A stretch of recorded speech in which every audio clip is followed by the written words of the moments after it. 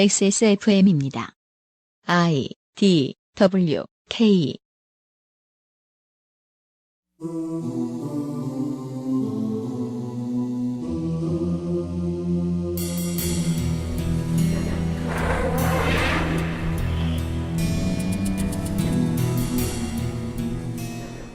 가치 있는 재화를 만들어 그에 대한 대가를 받는 방식. 즉 일반적으로 돈을 버는 방식 말고도 큰 돈을 벌 수 있는 방법이 따로 있다면 한 번쯤 알아보고 싶으시겠지만 그 방법으로 돈을 벌 수 있는 사람은 세상에 몇 명 없으며 그들이 벌어가는 돈은 을에 당신의 주머니에서 나간다는 사실까지 알게 되신다면 오늘부터 들려드릴 이 이야기는 재테크가 아니라 공포 장르처럼 느껴지실 겁니다. 2016년 8월 세 번째 목요일 그것은 알기 싫다. 남양 특집 재벌의 재테크 첫 번째 시간입니다.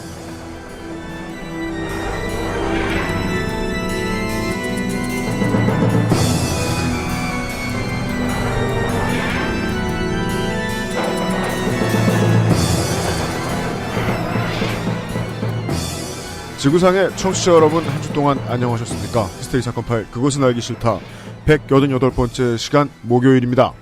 XSFM의 책임 프로듀서 UMC입니다. 이번 주에는 윤세민 기자를 등판시켰습니다. 네, 안녕하십니까. 윤세민입니다. 네, 오늘은 좀 자상한 모습을 보여야 될 것 같아서 지난주에 사상 최초로 홍성갑을 불쌍하게 보이게 만들었거든요. 윤세민 기자는. 그 공로로 오늘도 등판되었습니다. 그렇습니다. 오늘은 똑같이 하면 좀 그렇습니다. 네. 예, 저희의 이런 잔인한 반응에 적응이 많이 안 되신 게스트가 준비되어 있기 때문에 최초의 오유나 아니면 페북 같은 사이트에 저 터널 버스라는 개념이 예. 많이 뿌려졌습니다. 네. 예. 보고서 아따 신박하구나.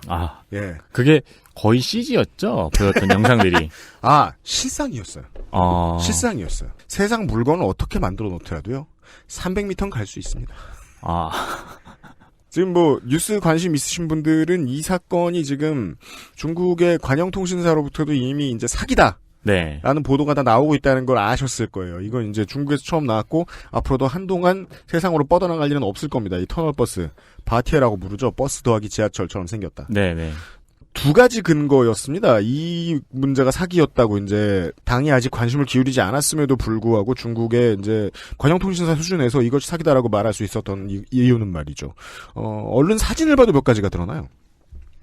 터널버스 밑에 차가 지나가는데 네. 차들이 다 세단입니다. 저는 그게 제일 궁금했어요.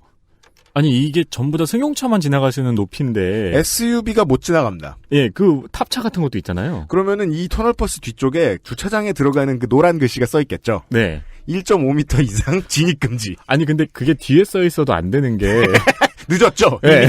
왜냐하면 이 버스의 이론상의 최고 속도는 시속 60km라고 하니까요. 그러니까 진입 금지 였음 이라고 적어놔야잖아요. 이미 늦음. 인 겁니다. 친 다음에 진입 금지 였음. 네. 레일 밑에 이제 지지해주는 기둥에 해당하는 부분도 상당히 낮고, 시각적으로만 보기에도 뭔가 검사받으려고 다급히 만들어 놓은 것이다라는 느낌이 들긴 들지요. 네. 게다가 이 버스를 개발해내고 투자를 받으려고 하던 업체의 업체주가 이미 인터넷에 불법 사설 대출 사이트를 운영하고 있는 사장이라는 게 밝혀졌고, 예. 최초에 이미 지금 투자를 받아서 공장을 만들겠다고 사놓은 부지에 땅만 있다더라. 라는 것이 밝혀진 뒤였습니다. 네. 예. 그리하여 이게 사기면 투자자들을 모았을 때 타겟이 되는 투자자들이 있어요. 보도에 의하면 보통 이제 퇴직 자금을 가지고 뭘 해보려고 하던 은퇴자들을 대상으로 했다고 해요. 그럼 소액들을 잔뜩? 네. 이 문제가 불거지자 이 업체는 다시 한번 이름과 신한 내용을 바꾸고 이름을 바꿔서 다시 한번 어딘가에 출품을 해서 재기를 노렸다. 여기까지 들렸습니다. 이렇게 기사가 많이 나왔는데 그게 가능한가요? 한국에 계시니까 특히나 그 알씨를 많이 들어보셨으니까 이게 가능하다는 걸 아실 수 있을 거라고 생각합니다. 뭔가 미래에 이루어질 것 같은 기술에 자기의 이름을 얹어내려고 하는 파이오니어들이 있습니다. 그들이 이제 보통은 열심히 투자금을 모아서 뭔가 계속 하던 걸 하는데 개발이 잘 안 되죠. 네. 그리고 이 양반들의 특징은 그겁니다. 기술 옆에 자기 이름을 꼭 붙여놓습니다. 기술은 개발이 안 되더라도 자기 브랜드는 살리지요. 그러고 보니까요. 저는 초등학교 때부터 네. 5년 내 암 정복이라는 기사를 1년에 5번 이상은 본 것 같아요. 네. 당연합니다. 네. 그리고 그 옆에는 박사님의 얼굴과 이름이 써 있습니다. 네. 작게는 자기 병원 오는 손님 유치하는 데서부터 많게는 이런 소액 투자자들을 1000명 단위, 10,000명 단위로 모집하는 수준까지 말이죠. 확실한 단죄가 안 되면 그들은 재기합니다. 네. 한국에서도 많이 보셨죠. 과한 믿음을 남들에게 전파한다는 것은 이렇게나 위험한 일입니다. 그것을 피하고저 4년 동안 열심히 일하고 있는 그것은 알기 싫답니다. 광고를 듣고 이 혹서기를 거의 다 지내셨지만 아직도 한동안 지속이 될 테니까 이제서야 늦게나마 남양 특집을 준비해 보았습니다. 광고 듣고 시작할 겁니다. 그것은 알기 싫다는 에브리온 TV, 용산에 가면 꼭 가보고 싶은 컴스테이션, 데볼픈 제뉴인 레더 크래프트, 한 번만 써본 사람은 없는 빅그린 헤어케어, 관절 건강에 도움을 줄 수도 있는 무릎핀에서 도와주고 있습니다. 언제나요. XSFM입니다. 최고가의 프랑스 사냥 가죽으로 품질은 더 올라간 데볼프 제뉴인 레더. 지금까지도 앞으로는 더 나은 당신의 자부심입니다. Devolf Genuine Leather. 계단 오르기가 불편하신가요? 그렇다면 관절 건강을 의심해보세요. 식약처로부터 관절 및 연골 건강 개선에 도움을 줄 수 있다는 기능성을 인정받은 무릎핀을 섭취하세요. 삶의 질이 달라집니다.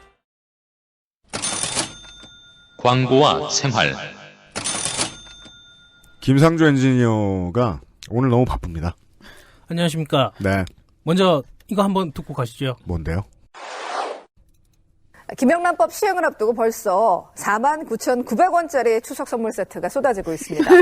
호텔과 백화점은 선물값 콧대를 낮췄고 5만 원 이하 선물이 주력이었던 마트는 신이 났습니다. 5만 원 미만의 상품이 늘어날 것으로 예측돼가지고 실속형 상품을 30% 이상 늘렸습니다. 김영란법이 올 추석 선물 세트를 바꿔놓고 있습니다. 지금 세상이 변하고 있습니다. 이것만 듣고 있으면 네. 모든 한국인에게는 친인척 중에 1인 이상의 언론인과 고위공직자가 소속돼 있을 것 같아요. 알고 봤더니 국정원. 그러니까요. 되게 많은 거야. 알고 보니 공직자. 네. 그래서 저희 XS몰에서도 네. 트렌드를 방영하여 그렇습니다. 영란 세트 장사 속이란 다 똑같습니다. 청취자 여러분. 만들어냈습니다. 네. 그래서 오늘 쫙 한번 소개시켜 드릴게요. 네. 일단은 요파 씨의 광고 넣고 계신데. 네. 커피 아르케. 예, 커피 아르케에서 제일 처음으로 먼저 주셨거든요. 복잡하게 물건들을 쥐어짜서 5만 원을 맞추셨어요. 네. 커피 2종 세트하고 유산균 견과랑 이렇게 세트를 해가지고 3만 원이랑 5만 원에 맞췄습니다. 29,900원과 49,900원입니다. 그렇습니다. 네. 그리고 황야의 1위 님도 네. 만드셨어요. 7만 원짜리 물건을 49,900원으로 예, 지갑과 벨트 세트입니다. 후려쳐버리셨습니다. 네. 그리고 퓨어체크에서도 각 상품별로 샴푸랑 샤워젤은 기본으로 깔리고요. 뭐 컨디셔너라든가 비누라든가 바디로션이라든가 네. 이런 식으로 선택지가 다양하네요. 그렇습니다. 저의 신앙 같은 곳이죠. 네. 바이로메드에서도 네. 다른 상품이 또 다른 제품군이 하나 있었어요. 네. 아토라떼라고 해가지고 네. 아토피에 도움을 줄 수도 있는. 네. 도움을 줄 수도 있는 그런 네. 도움이에요. 네. 뭐 샴푸, 로션, 바디로시 이런 식으로 네. 구성이 되었다고 합니다. 아토피가 있으신 언론인들에게 권합니다. 그리고 빅그린에서는 이번에 또 2주년 기념이래요. 네. XS몰에 들어온 지. 네. 그래서 샴푸, 대용량 샴푸 있잖아요. 네. 그 엄청나게 큰 걸. 네. 19,900원에. 네. 네. 2병을 사도 4만 원이죠. 그렇습니다. 네. 그리고 빅그린 제품은 또 여러 가지가 또 다양한 게 있으니까. 네. 본인께서 5만 원으로 맞춰서 사시면 돼요. 맞습니다. 네. 네. 뭐 주위에 많은 분들께 선물을 하셔도 되고. 그렇습니다. 정 줄 데가 없으면 본인한테 선물을 해도. 네. 예. 좋을 것 같습니다. 맞습니다. 그 누구에게 선물해도 문제가 일으키지 않습니다. 문제가 일어나지 않습니다. 네. 네. 김영란 세트. 네. 다음 주에도 또 업데이트 됩니다. 그렇습니다. 한국인 어떤 사람을 골라서 랜덤으로 선물을 주더라도 전혀 문제가 되지 않습니다. 그렇습니다. 개인적으로는 김상조 엔지니어의 아이디어로 인해서 이 세트를 만들기 위해서 불철주야로 노력했던 유면상 PD님께 유면상 PD님과 많은 광고주 여러분 대체 저놈들이 무슨 헛소리 하나 예 보세요 세상이 변했죠. 네. 예. 감사합니다. 저희들은 준비가 되어 있습니다.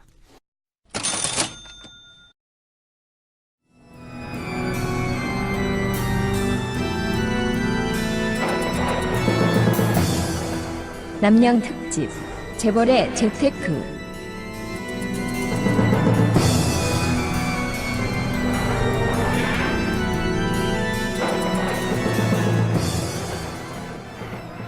제가 가끔 이제 낮에 회사 일 땡땡이 치고 CBS 가잖아요. 네. 네.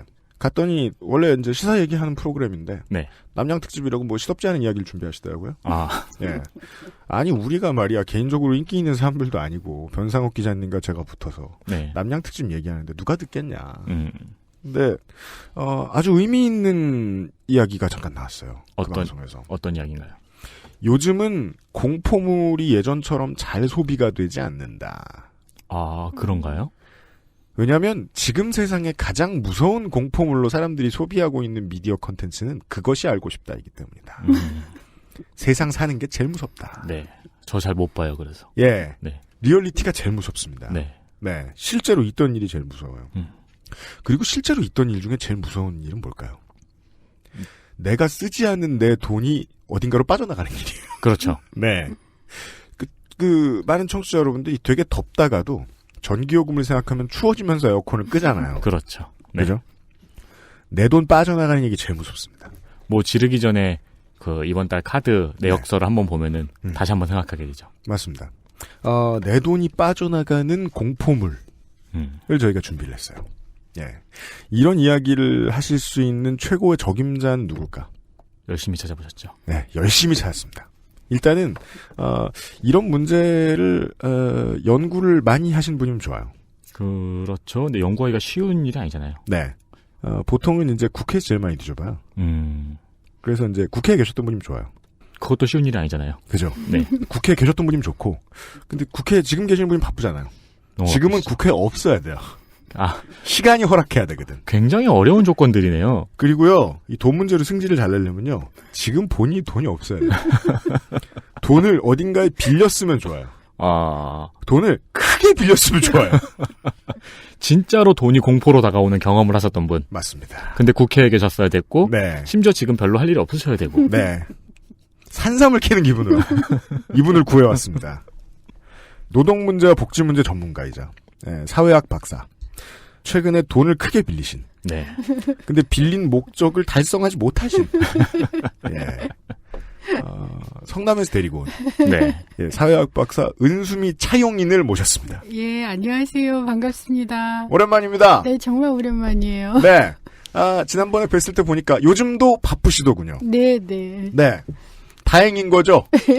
예, 우리가 다행이죠. 그 얘기 나눴잖아요. 낙선한 의원들, 일이 없으면 진짜 큰일이다.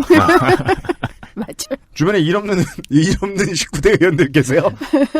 아닌 것 같은데요. 그래도 제가 아는 분들은 대부분 좀 바쁜 것 같아요. 정말요? 예, 김강진 의원이나. 엄청 바쁘고. 예, 최민희 의원도 바쁘고. 김영규 의원님은 트위터 하느라 바쁘신 거예요. 원래 백수가 제일 바빠요. 그런 것 같아요. 예. 부인하고 어디 휴가 갔었나 봐요. 수영복 입은 사진도 찍어 올리고 그랬더라고요. 바쁘잖아요. 아, 진짜요? 너무 부러웠어요. 휴가란요. 돈이 있어야 가고 차용이 없어야 간다. 예. 어려운 질문으로 방송 시작해야겠어요. 빚 어떻게 하고 계세요?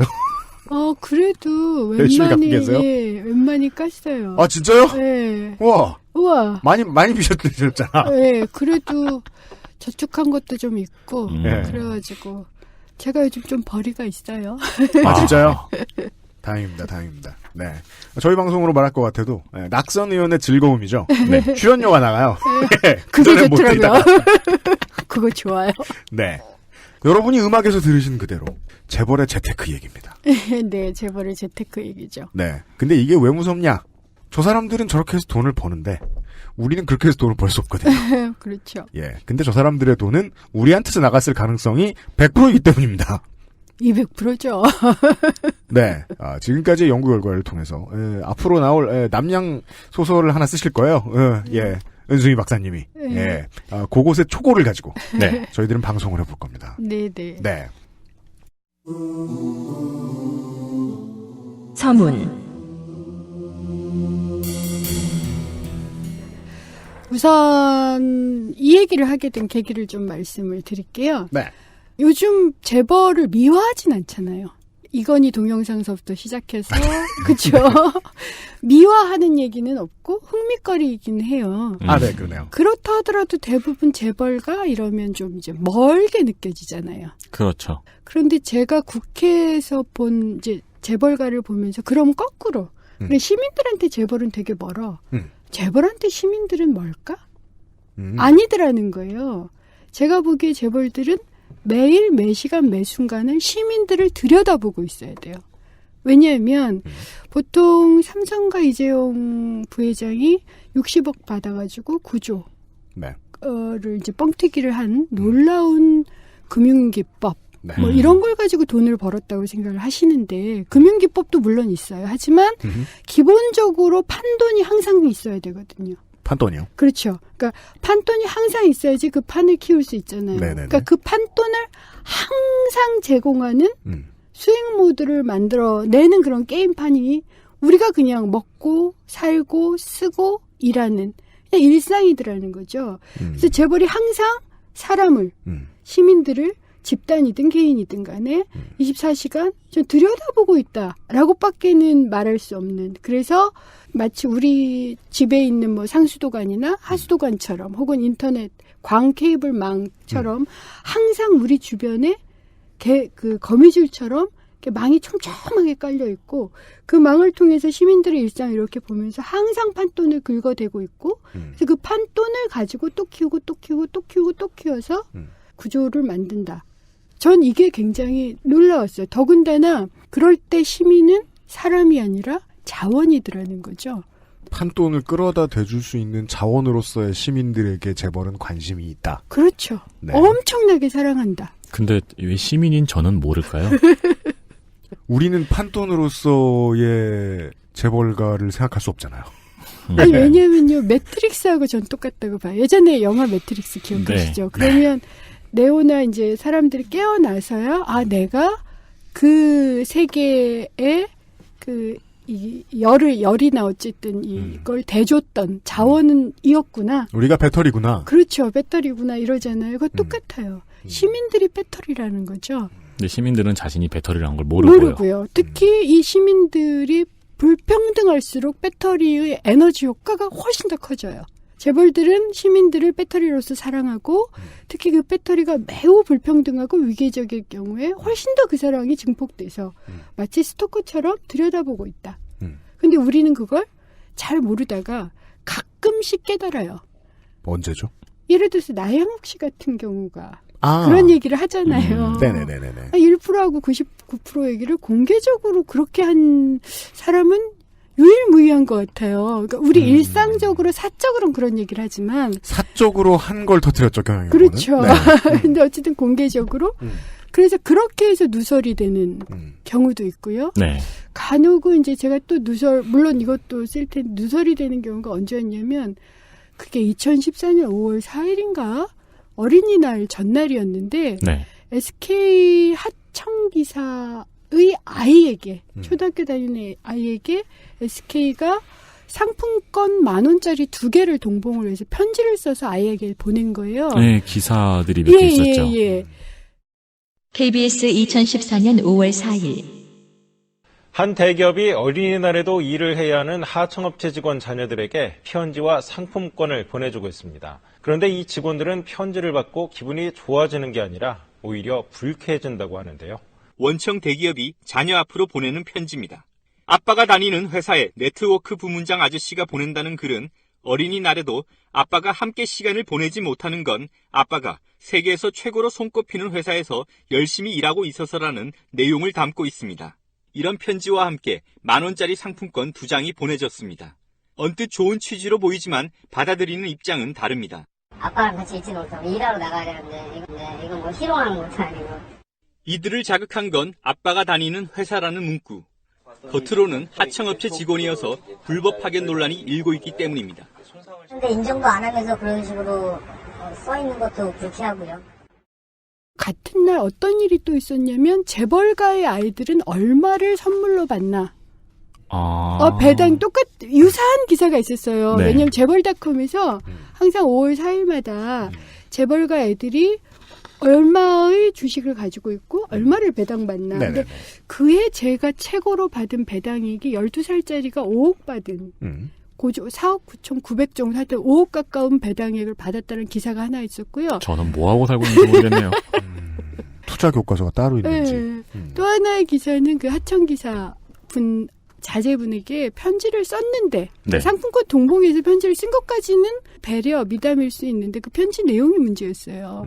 아버지가 손꼽히는 회사에서 일을 이렇게 열심히 하시기 때문에 우리나라가 잘 살아지고 어린이날에 못 노는 너랑 못 놀아주는 이유가 그거다. 그거다. 그런데 보통 때 하청 기사는 내 직원 아니라 그러잖아요. 그렇죠. 그리고 아버지가 손꼽히는 회사에서 일을 열심히 하면은 그 애가 잘 살아야죠. 그러네요. 아, 네가 못 사는 이유에 대한 답은 주지 않았고. 그러니까 우리나라가 잘 사는 게 아니라 그 애가 잘 살아야죠.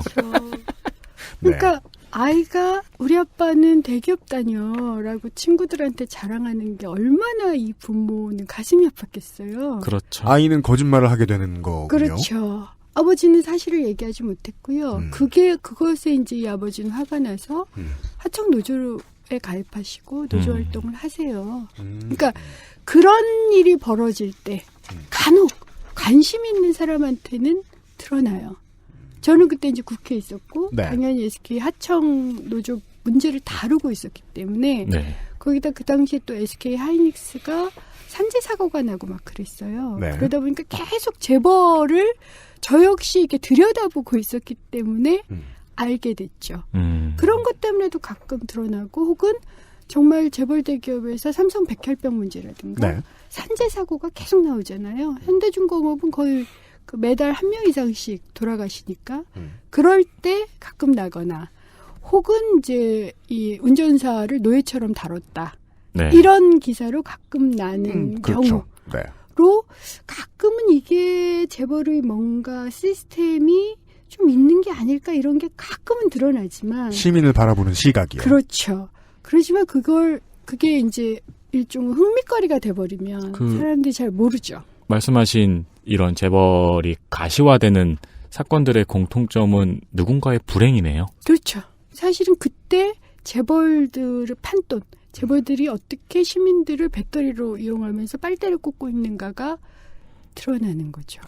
그런 뭐 SK 브로드밴드의 하청 노동자의 경우에는 문제는 하청 노동자라는 거잖아요. 네. 그렇죠. 하청 회사를 만들었기 때문에 재벌은 그냥 정규직을 쓰는 것보다 돈을 벌었을 것이고, 혹은 삼양 공장에서 나왔던 불산 사고 같은 경우에는 사고를 돈 벌기 위해 내는 것은 아니지만 네. 돈을 벌기 위해 안전에 들어가는 비용을 줄이다 보면 돈을 벌었을 것이다. 돈으로 생각하면 그런 이야기. 위험 작업을 외주화시키는 이유가 사실 위험 작업은 중요한 일이니까 외주화시키지 않는 게 옳은 건데 그렇죠. 위험 작업을 외주화시키는 이유가 책임을 외주화시키는 거잖아요. 그래서 이걸 돈으로 계산하는 일이 무섭군요. 네. 돈으로 계산했기 때문에 생긴 일이라서 우린 또 돈으로 봐야 되기도 하고. 그렇죠. 그래도 국회에서는 자료 접근이 조금 쉬워서요. 그래도 제한은 있어요. 도대체 그렇게 해서 얼마를 벌까? 이게 궁금해진 거예요. 네. 그게 얼마를 항상적으로 벌까? 도대체 그 거대 시스템이 뭘까? 이런 게 궁금해졌고 그거에 대한 자료를 계속 올렸고 그러다가 페이스북에서 제가 쓰기 시작했는데 마침 선거가 다가와서 페이스북에서 못 썼다가 낙선하고 나니까 출판사에서 좀 글로 써보자 이래가지고 시작이 된 거죠. 그리고 사실 한참 비제 허덕이시던 시절에 지역구에 사무실 내고 얼마 안 되셨을 때 우리 방송에 나오셔서 그 얘기를 잠깐 하셨었어요. 재벌이 재화를 생산해서 판매하지 않고 돈을 버는 방법에 대해서 내가 아주 많이 안다. 예. 그래서 제가 궁금만 하고 있었다가 여기저기서 이제 슬슬 낙선 이후에 원고들이 올라오길래 이거 방송 갈 때가 됐다 싶어가지고 불러드렸죠. 자본주의 4.0 이러면서 혁신, 투자 이런 얘기를 하는데 저는 전 세계적으로 한국도 그렇지만요. 자본주의 4.0의 핵심은 불평등과 차별을 늘리는 새로운 기법이다. 라고 생각해요. 거기서 말하는 혁신은 더 나은 생산의 퀄리티를 위한 혁신은 아니다. 네. 똑같은 시스템으로 더 많은 돈을 덜 쓰는 방법? 그렇죠.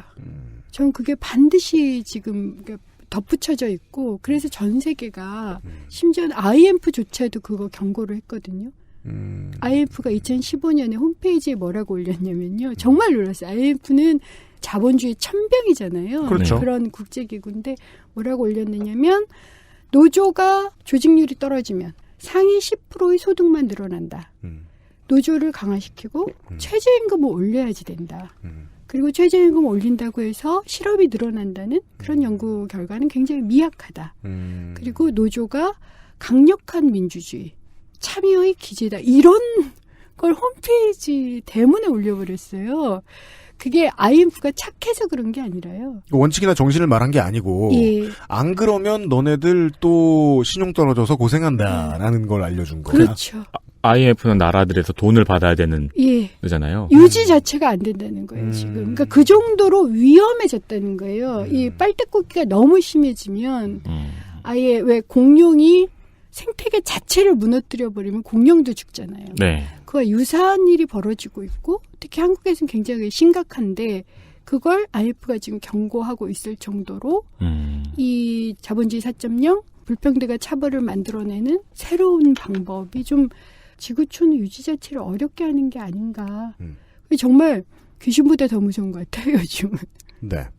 그런 이야기들을 잠시 후에 들어보실 겁니다. 귀신 얘기를 해서 말인데 원고에 부산행의 한 장면이 영화 부산행의 한 장면이 나와 있네요. 제가 정말 인상적으로 본 영화예요. 저도 재밌었어요. 부산행 대단했어요. 그러니까 왜냐하면 인간과 인간이 아님의 경계가 문 하나이잖아요. 네, 사실은 그렇죠. 문 하나로 문이 열려서 물어 뜯기면 좀비가 되고 문이 어쨌든 닫혀 있으면 닫힌 문 하나밖에 안 되는 거죠. 네. 그리고 마지막으로 수완을 살렸던 서구 아버지가 수완의 어린 시절을 떠올리면서 인간다움이 남아있을 마지막 때 자기 몸을 던져서 좀비가 되잖아요. 저는 이렇게 스포를 당했네요. 스포했어요? 이런. 그건 뻔하잖아요. 그렇겠죠. 네. 아니 총각이면 살려줘 주인공이. 애 아빠면 가시지. 예. 그리고 그 바이러스가 좀비 바이러스가 그러니까 퍼지게 한 죄인이기도 해요. 잘 알겠습니다. 아직 안 보셨구나. 어쨌든 왜 그걸 지금 깨달으세요? 스토리를 윤세민 기자가 다 알아버린 가운데. 그죠. 예. 아직도 인간이던 순간. 저는 어쩌면 정치인으로서 저 역시 내가 인간인지 인간으로서 약자를 위한 정책 결단을 하는지 인간인 순간 그 현재를 언제나 물어야 된다고 생각해요. 그러지 않으면 우리가 알게 모르게 그냥 재벌의 수익 모델, 시민을 배터리로 하는 그런 재벌의 수익 모델에 기여할 수도 있거든요. 그렇죠. 그걸 저항하는 게 대단한 용기가 있어야 되고 전 부산행을 보면서 또 스포다. 그 저항을 하는 그 모습 있잖아요. 네. 그것이 아이에 대한 사랑이든 사람에 대한 사랑이든 그 사랑을 가지고 마지막까지 사람을 구하고자 하는 그 모습. 아마 이렇게 싸워야 될 거다. 현실의 불평등과 차별, 재벌의 그런 불평등과 차별에 대한 사랑을 넘어서기 위해서는 끈질기고 극악스러움. 그렇게밖에 얘기할 수가 없어요. 정말 세밀한 그런 것에 대해서 저 역시 정말 끈질기게 싸워야 될 거다. 이런 생각을 하면서 저는 그 영화관 떠났거든요. 광고 뒤에 또 이제 은수미 박사님에게 자세히 들으시겠지만은 이게 애정만 있어서 되는 일도 아니고 되게 뒷조사를 꼼꼼히 해야 맞아요. 근본을 캐내야 시스템에서 약한 고리를 끊어주든지 말든지를 고민해 볼 수도 있을 것 같습니다. 그걸 하려는 과정에서 은수미 의원은 낙선을 하게 되었고 일단은 낙선을 계속 강조를 하고 계세요. 미디어와 이 호흡하는 채널을 만드는 것으로도 재벌에 대한 연구는 계속해서 의미를 부여할 수 있기 때문에 아마 이 내용도 여러분이 들으시는 내용도 몇 달 뒤에 또 책으로 나올 겁니다. 네. 예. 아니 아쉽잖아요. 왜냐면 그 아실이 지금 멍해를 쓴 게 있어가지고요. 우리 방송에 2번 이상 나온 모든 국회의원들이 다 떨어졌어요? 국회의원이 아니다. 누가 그렇죠? 장하나 의원. 네. 장하나 어머님. 김광진 세댁. 네. 우원식 위원장님 한 번만 나왔더니 다시 돌아갔죠. 서기호 변호사. 국회 펠레네요. 그렇습니다. 송호창 변호사 등등등. 추풍낙엽. 아쉬워서. 네. 왜냐하면 무슨 가치를 공유하시는 분들인지는 아니까 최저임금을 이렇게 처리하는 데에는 열심히 방어를 하지 않으셨을까 싶거든요. 만약에 국회에 계셨다면. 그렇죠. 전 다른 시도를 했어야 됐다 생각. 왜 약속을 했잖아요. 최저임금 1만 약속했고 사실은 여소야대가 됐던 건 20, 30대의 투표율이 최소 13% 이상이 올랐기 때문이거든요. 가장 중요한 원인은. 예. 그리고 제가 유세를 할 동안도 이렇게 유세 차가 작아가지고 시민들하고 직접 접촉을 해요. 저 봤습니다. 예, 보셨어요? 네. 그래서 뭘 원하세요? 그러면 최저임금 1만 원 하고 소리를 지르거든요. 그런 상황이라면 정부가 공익위원 뒤에 숨어가지고 결정을 하거든요. 그건 어쩔 수가 없는 시스템이라면 전 국회에서 여야 합의하에 결의문을 내든 여당도 그때 9,000원인가까지는 얘기를 했던 걸로 제가 기억을 해서 네. 아니면 야당 단독으로라도 결의문을 내서 이런 싸움을 같이 했어야 됐는데 댓글을 봤더니 우리가 개돼지라서 10,000원 주기도 아깝냐 이런 분노를 만들게 하는 저는 그건 넘어섰어야 됐었다. 앞으로 하지만 어쨌든 더 노력할 생각입니다. 재벌이 고민한 잠시 후에 이제 은수님 박사님이 계속 설명을 해주실 텐데, 예. 재벌이 고민한 시스템들 중에 이런 것도 있을 수 있다라는 설명을 해주시는 거 아닙니까? 최저임금이 빨리빨리 오르지 않는 정치 지형이라든가? 예, 그렇죠. 아니면 최저임금을 올려받아야 되는, 여기에 적용되는 정말 많은 투표권을 가지고 있는 유권자들이 투표를 사실상 하기 좀 어렵게 되어 있는 상황. 그렇죠.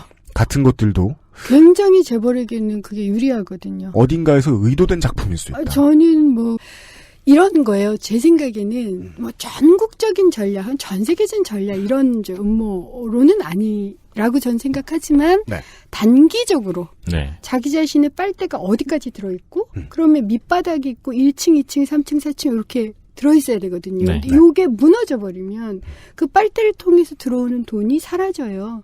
그걸 알고 있는 거예요. 매번 이익 계산을 하고 있기 때문에 매번 들여다보고 있기 때문에 그래서 밑바닥은 밑바닥이어야 되는 거예요. 어디 감히 밑바닥이 중정도로 올라오면 어떤 문제가 생기냐면요. 사람들이 중산층이 돼서 일정하게 먹고 살만 하면 투표 행위가 달라져요. 우선 투표를 할 수 있어요. 투표를 할 때 생각을 해요. 그리고 나의 권리를 더 옹호하는 쪽을 지지하게 돼 있다고요. 네. 그러지 않고 먹고 살기도 어려운 일당 58,000원에서 8만 원 정도를 받으시는 분들은 투표하기 힘들어요. 그리고 투표를 해도 내일 땅이 올라갈 거라는 확신도 없어요. 네. 더 나아가서 무슨 말씀까지 하시냐면 만약 야당이 개혁이란 이유로 조금 이거 지형을 흔들어 놓으면 지금 받는 58,000원에서 8만 원 사이 일당까지도 사라지지 않을까 하는 두려움도 있어요. 그럼 이분들은 투표를 안 하거나 보수적인 정당을 찍으세요. 그 구조를 그대로 유지하는 게 전 재벌에게는 굉장한 이익이다. 그렇다면 그 상황을 예상하고 또 나아가서는 그 상황을 만들려는 노력을 해왔을 수 있다. 아니, 저는 했다고 보는 거예요. 했다. 왜냐하면 두 가지 방식으로 해요. 하나는 정치에 대한 불신을 키우잖아요. 네. 기업보다 못한 정치. 이런 얘기 고비용 저효율 정치 재벌 입에서 나온 거예요. 그래서 지구당 없애고 정치를 줄이죠. 정치인 잘못됐다. 정치인 잘못 계속 줄여요. 거기다 언론과 미디어를 장악하고 있기 때문에 언론을 막아버리죠. 그건 실제로 했던 일이잖아요. 네. 그다음 그 아래에서 교묘하게 빨대 꽂기를 섬세하게 관리를 한 이 두 가지 행동은 저는 했고 그것이 의도하든 의도하지 않든 불평등을 더 확대시키고 어쨌든 재벌한테는 유리한 결과를 가져왔다는 거예요. 그러면 이걸 바꿀 수 있는 건 경제는 아니죠. 전문적인 분석과 정책과 정치가 결합되는 방식밖에 없는 거예요. 그게 현실적인 결과라는 거예요. 그것이 음모론이든 아니든 간에 저는 돈은 매우 현실적인 문제이기 때문에 나한테 돈이 오늘 1원이 벌리느냐 혹은 1,000원이 벌리냐는 정말 현실적인 문제이기 때문에 이것에 대한 매일 매시간 24시간의 섬세한 기획 이건 좀 분명히 있었다고 보는 거죠. 그러니까 판이 짜여진 화투판에서는 내가 화투를 잘 치거나 혹은 럭키를 99까지 찍었다고 한 거랑은 아무 상관없는 거죠. 그냥 이런 인지상정인가 봐주십시오. 오늘 10,000원 벌 사람이 30,000원을 벌 수 있다라면 20,000원어치의 머리를 쓰거나 노동을 더 할 텐데 60억을 든 놈이 몇 달 뒤에 9조를 벌 수 있다면 8조 9천억 원짜리 머리를 굴리든지 그렇죠. 노력을 할 수 있다. 그럼요. 이거는 상식에 수렴하네요. 그렇죠. 여기 이렇게 생각을 해보니까. 그래서 언제나 게임은 규칙을 그렇게 만들어버리는 거예요. 내가 움직이면 움직일수록 일을 열심히 하면 할수록 OECD에서 가장 장시간으로 일을 하면 할수록 내가 돈을 버는 게 아니라 누군가 다른 사람이 돈을 버는 구조가 있다. 이런 걸 항상 섬세하게 기획하고 있다라고 저는 보고 있고요. 네. 거기에 대한 모든 장애물을 제거하려고 노력하고 있다. 적어도 그 증거는 좀 있는 거 아니냐. 그래서 이제 그 증거들을 얘기하겠다는 거죠. 네. 광고 들으면 그 증거들이 이제 나올 겁니다. 무섭습니다. XSFM입니다.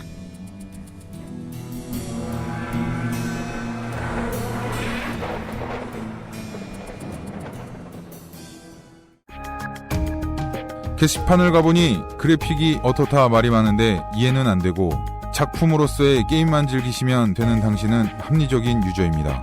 당신을 위해 준비된 최적의 시스템, 전기를 적게 쓰고 발열이 적은데 당신이 원하는 게임 플레이에는 무리가 없는 정품만 쓰고 에이지스도 확실한 다목적 데스크탑. 액세스몰에서 32만원만 결제하시면 당신의 것.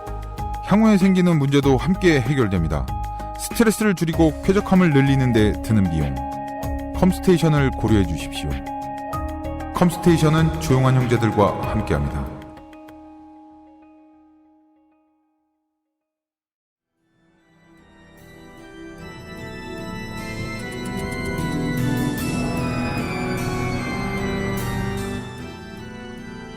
제가 이경식 사장님을 좋아하는 이유는 한국의 재미없는 모든 이 좋지 않은 아빠 아저씨들이 그렇듯이 집에 가는 거 싫어합니다. 그래서 좋아하는 게 아닙니다, 물론. 그냥 일하는데 앉아 있어요, 늘. 더운데 네. 땀을 삐질삐질 흘리시면서 계속 컴퓨터 만들고 계세요. 근데 장사를 늘리려는 목표를 입버릇처럼 달고 계시지만 그 움직임을 제가 몇 년 동안 봤잖아요. 장사를 늘리는 걸 원하지 않아요. 예, 자기 버는 만큼의 이해관계 네. 이상을 더 갖기를 원하지 않는 분들이 계세요. 장사를 늘리면 그게 늘어난다는 걸 알고 계시는. 네. 거군요. 그러니까 우리 이웃들을 통해서 우린 그걸 발견해요. 내가 가진 거에 지금 만족했기 때문에 사람한테 나누어줄 애정이 좀 있는 사람들. 예. 근데 60억으로 구조를 만들려면 그게 되겠습니까? 예. 지금부터 그 이야기를 들을 겁니다. 재벌의 재테크 21가지. 무서운 첫 번째 이야기는 뭡니까? 우선 사람이 죽어도 돈을 번다. 장의사예요?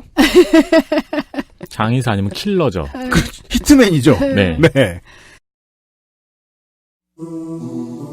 첫 번째, 산업재해로 돈 벌기.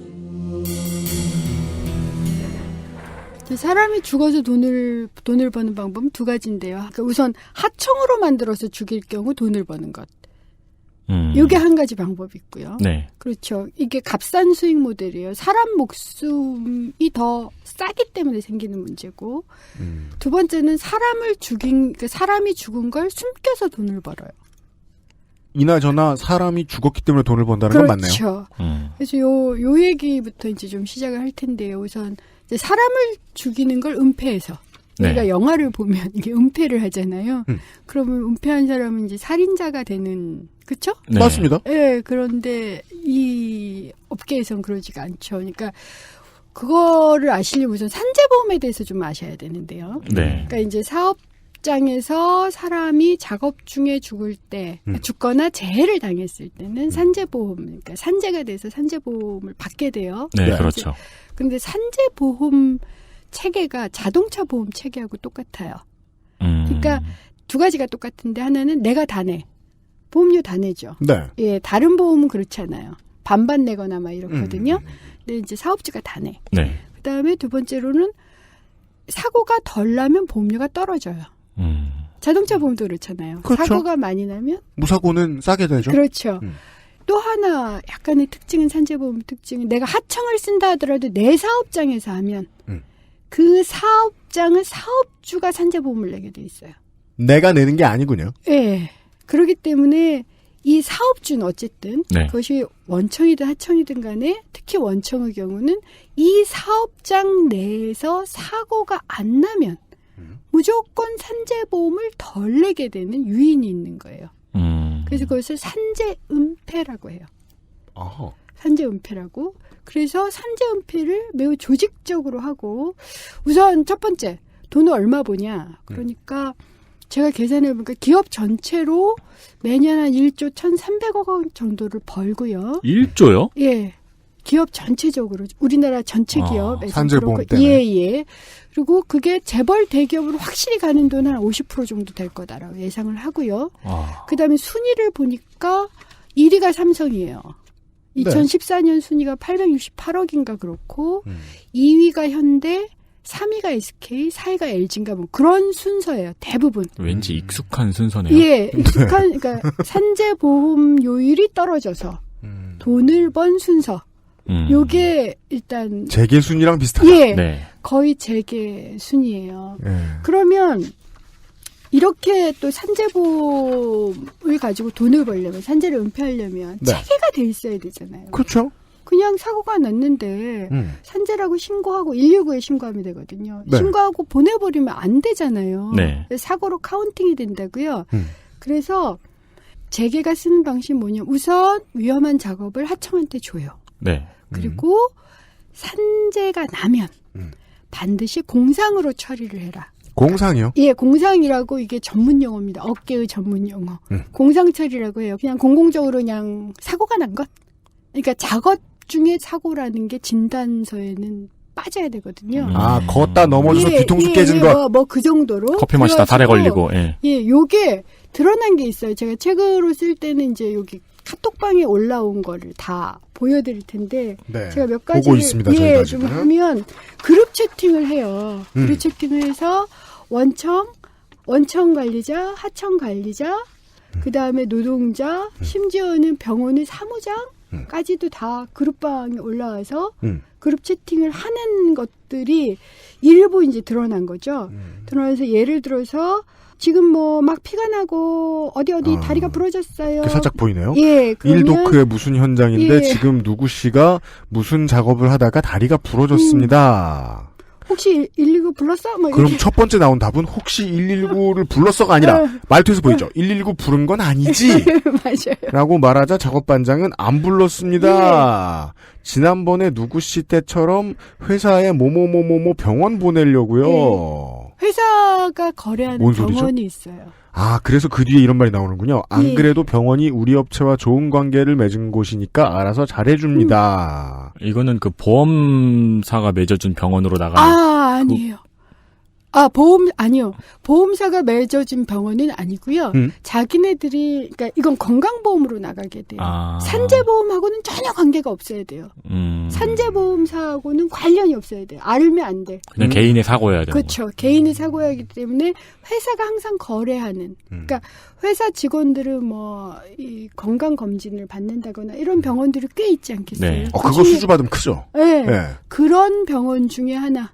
그러니까 항상 공상 처리를 해주는 병원들이 몇 개 있다라고 보시면 돼요. 그렇다면 그 병원 입장에서는 이거를 공상 그 단어로 처리를 해주지 않고 이거 딱 봐도 작업 현장에서 난 사고인데 이랬다가는 거대한 고객을 잃게 돼 있을 테니까. 당연히 그렇죠. 의사들은 자기 마음대로 진단할 수 없군요. 그렇죠. 이렇게 뒤에를 보시면 사무장하고 한 얘기. 저희가 지금 다른 그렇죠. 채팅창을 보고 있어요. 있고 또 노동자한테도 뭐라고 하는지. 그러니까 노동자한테 뭐라고 하느냐면 초진 기록 보니까 그런 거 없잖아. 총무와 노동자의 대화 내용을 저희가 지금 보고 있는데 보시면 총무가 너 멀쩡해 보이는데 나일론 아니냐.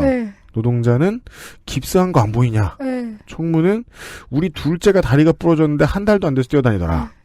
혹시 이거 가지고 산재 신청을 할 거냐. 노동자는 그걸 왜 묻냐. 시간 없다고 안전줄도 못 달고 올라갔다가 떨어졌는데 당연한 거 아니냐.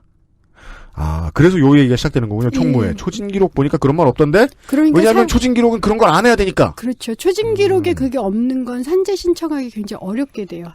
이게 재판에 갈 때 초진 기록이 그렇게 안 나왔기 때문에 산재가 아닌 걸로 되는 거거든요. 그러니까 사전적으로 이미 처리가 돼버린 거예요. 게임이 끝났네요. 그렇죠. 그러면서 공상 처리하자. 그러면서 1억 원 얼마 주겠죠. 사실은 산재보험이 되면 산재로 인정이 되면 굉장히 유리해요. 노동자한테는. 그렇겠죠. 유족보험금까지 다 나오고요. 장애에 대해서도 섬세하게 진단을 받고 그다음에 그 돈도 굉장히 많이 받을 수 있어요. 반복적으로 입원 치료가 가능하고. 국가 시스템은 잘못된 게 없군요. 그 말씀을 들으니까 이 채팅방에 나와 있는 총무의 마지막 멘트가 예. 그냥 신파나 유치한 코멘트로 들리지 않는 거예요. 시스템을 대변해주는 말이에요, 이게. 그렇죠. 어차피 같은 돈인데 조용히 있어. 건강도 찾고 직장도 찾아야지. 근데 이 노동자분은 잘 모를 가능성이 높죠. 그렇죠. 올고든 척하다가 건강만 찾는 수가 있어. 내년에 첫째 대학 가지 않나? 올해만 일할 거야? 라는 말은 재수 없으려고 하는 말이 아니라 시스템을 설득력 있게 소개해주고 있는 거네요. 그리고 이분한테는 그게 위협인 거예요. 그렇죠. 얼마나 공포스럽겠어요. 위협만한 설득이 없죠, 이 상황에서. 그러니까 네가 만약 산재 신청을 하는 그 순간 네가 뭘 잃을 건지 가정도, 건강도, 아이도, 아이 교육도 잃을 수 있다. 네. 이게 오토매틱하게 돼 있다는 거예요. 그리고 우리의 나쁜 짓을 할 수밖에 없는 악역을 맡은 총무가 이 말을 하는 이유는 기업은 이렇게 처리하지 않으면 그냥 벌 수 있는 돈을 잃게 되니까. 그렇죠. 그 뭐 60억 가지고 구조 만든 사람들이 이렇게 째째하게 굴까? 이게 뭐 얼마나 된다고. 근데 그 얼마나 된다고의 돈을 티끌모아 태산이라는 거예요. 모든 구석에서 다 하면 산재에서는 뭐 몇백억 혹은 몇조, 뭐에서는 뭐 몇백억 이렇게 해서 다 모은다고 생각을 해보세요. 그리고 그걸 가지고 시스템이 만들어져 있다. 엄청난 거예요. 그래서 아까 말씀하신 것처럼 산재만으로도 1조가 넘는. 그렇죠. 그러니까 이렇게 버는 돈은 안전을 등한시한 대가니까 그렇죠. 누군가가 열심히 조직적으로 안전을 등한시하고 있어야 되는 거잖아요. 그렇죠.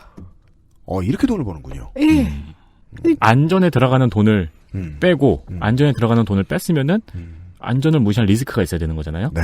그 리스크를 지지 않을 수 있는 방법까지도 시스템적으로 만들어 놓은 거예요. 만들어 놓은 거죠. 작년이었나요? 네. 재작년이었나요? 공장에서 노동자가 사고가 났는데 동료 노동자가 바로 119를 불렀어요. 네. 어이구야. 근데 공장 입구에서 119를 돌려보냈어요. 네, 맞아요. 그거 예, 뉴스에 나온 적도 있어요. 이제야 이해가 되는군요. 네. 근데 이게 그러니까 재벌이니까 할 수 있는 일인 것 같기도 해요. 우리 회사에 지금 3명 있는데 누구 하나 다치면 회사 망합니다. 지금 바빠 죽는데. 근데 왜냐면은 그것 때문에 제가 벌 수 있는 돈이 없거든요. 얘가 다친 걸 숨긴다고. 잃을 돈은 많은데. 대기업이니까 할 수 있는 일이네. 이게 하청업체 사장님이 착하고 나쁘고의 문제가 아니잖아요. 전혀 그렇잖아요. 그러니까 시스템이잖아. 하청업체는 또 계약을 어떻게 하냐면요. 계약을 할 때 하청업체에서 사고가 많이 나면 재계약을 안 해요.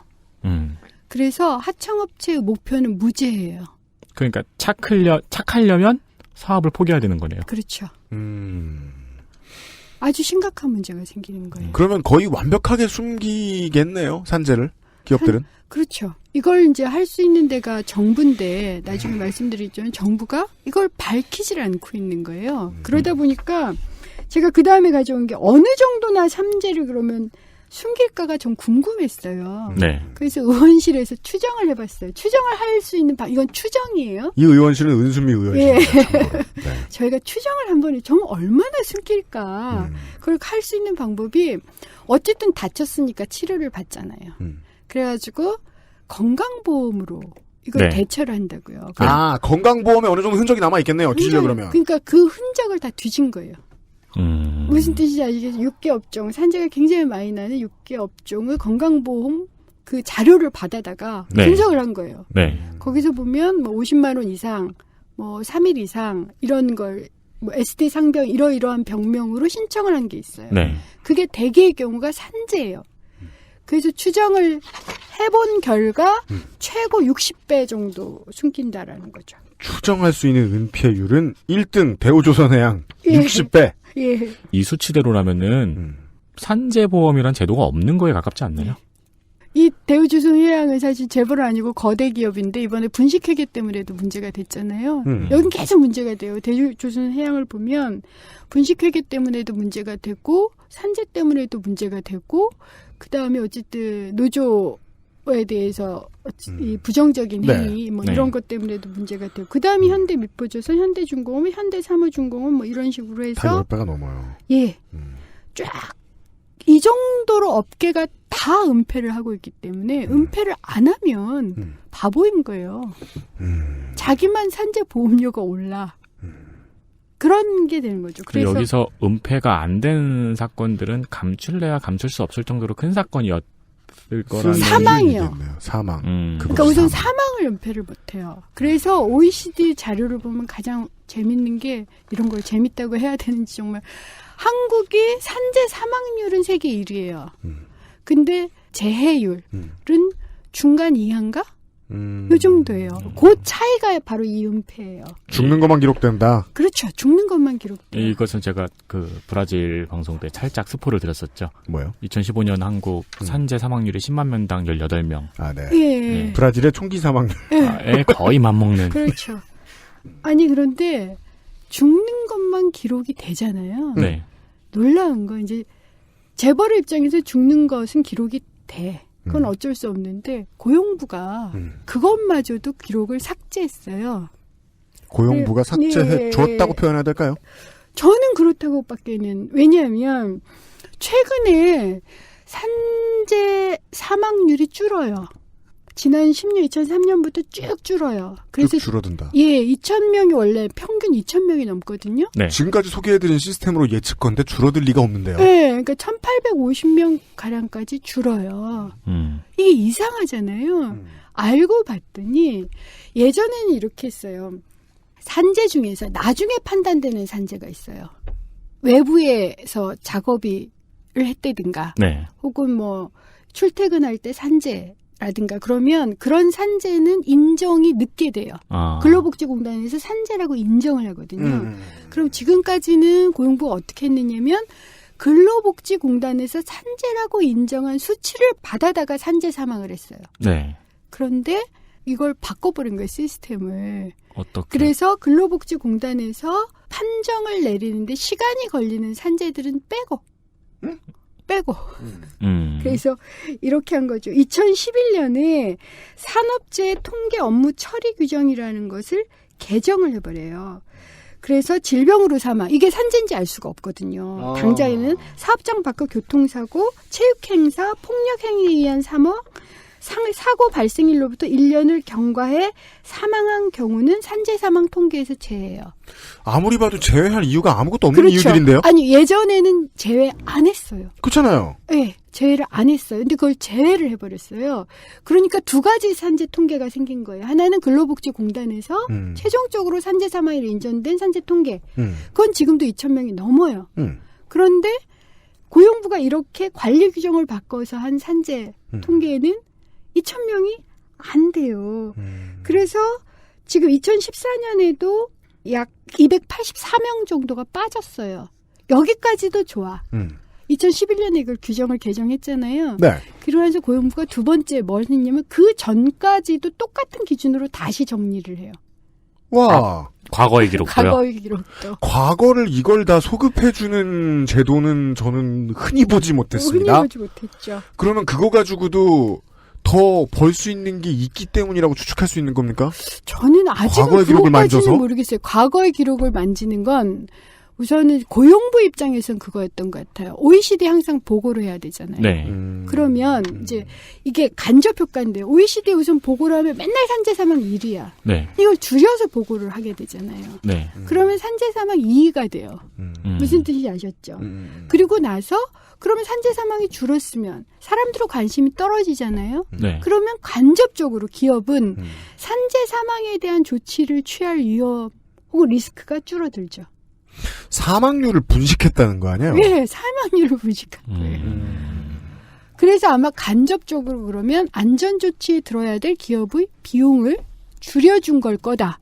그러니까 라고 추정할 수는 있죠. 산재 사망률이 항상 1위에 올라가 있다는 이슈를 격감시킬 수가 있는 격감시킬 수 있는 거예요. 그것으로 인해서 간접적으로 기업은 이득을 볼 수가 있고. 그렇죠. 그래서 국회에서 사실은 모든 의원들이 전문가는 아니잖아요. 네. 그러면 산재사망 통계를 다오 이렇게 얘기하면 고용부가 자기 통계를 준다고요. 네. 그런데 만약 질문을 좀 더 전문가라면 근로복지공단에서 한 산재사망 통계를 줘. 거기 거 가져와. 그러면 이제 그거 가져오는 거예요. 그거 가져오면 따질 수는 있죠. 네. 왜 이러냐. 도대체 왜 이 재벌대기업 원청한테 유리한 짓을 하고 있는 거냐.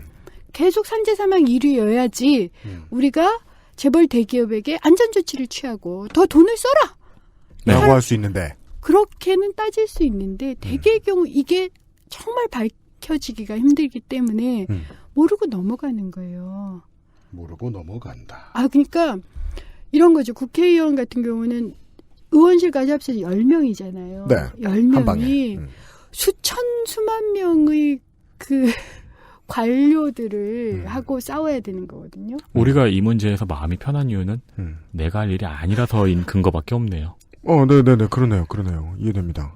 그러니까 대처하기가 힘들어. 이런 정말 사소하고 아주 작아 보이는 이런 게 얼마나 커다란 효과를 불러일으키는지. 중요한 기업 측의 전술을 알려주셨네요. 파보고 싶어도 대처하기 힘들게 해놨다. 굉장히 대처하기 힘들어요. 그냥 짧게만 얘기하면 죽은 사람의 숫자를 가지고 장난친 것에 불과한데 그것을 캐내고 책임자를 불러와다 문책하기를 너무 어렵게 해놨다. 예. 이것도 전술. 그렇죠. 전술이죠.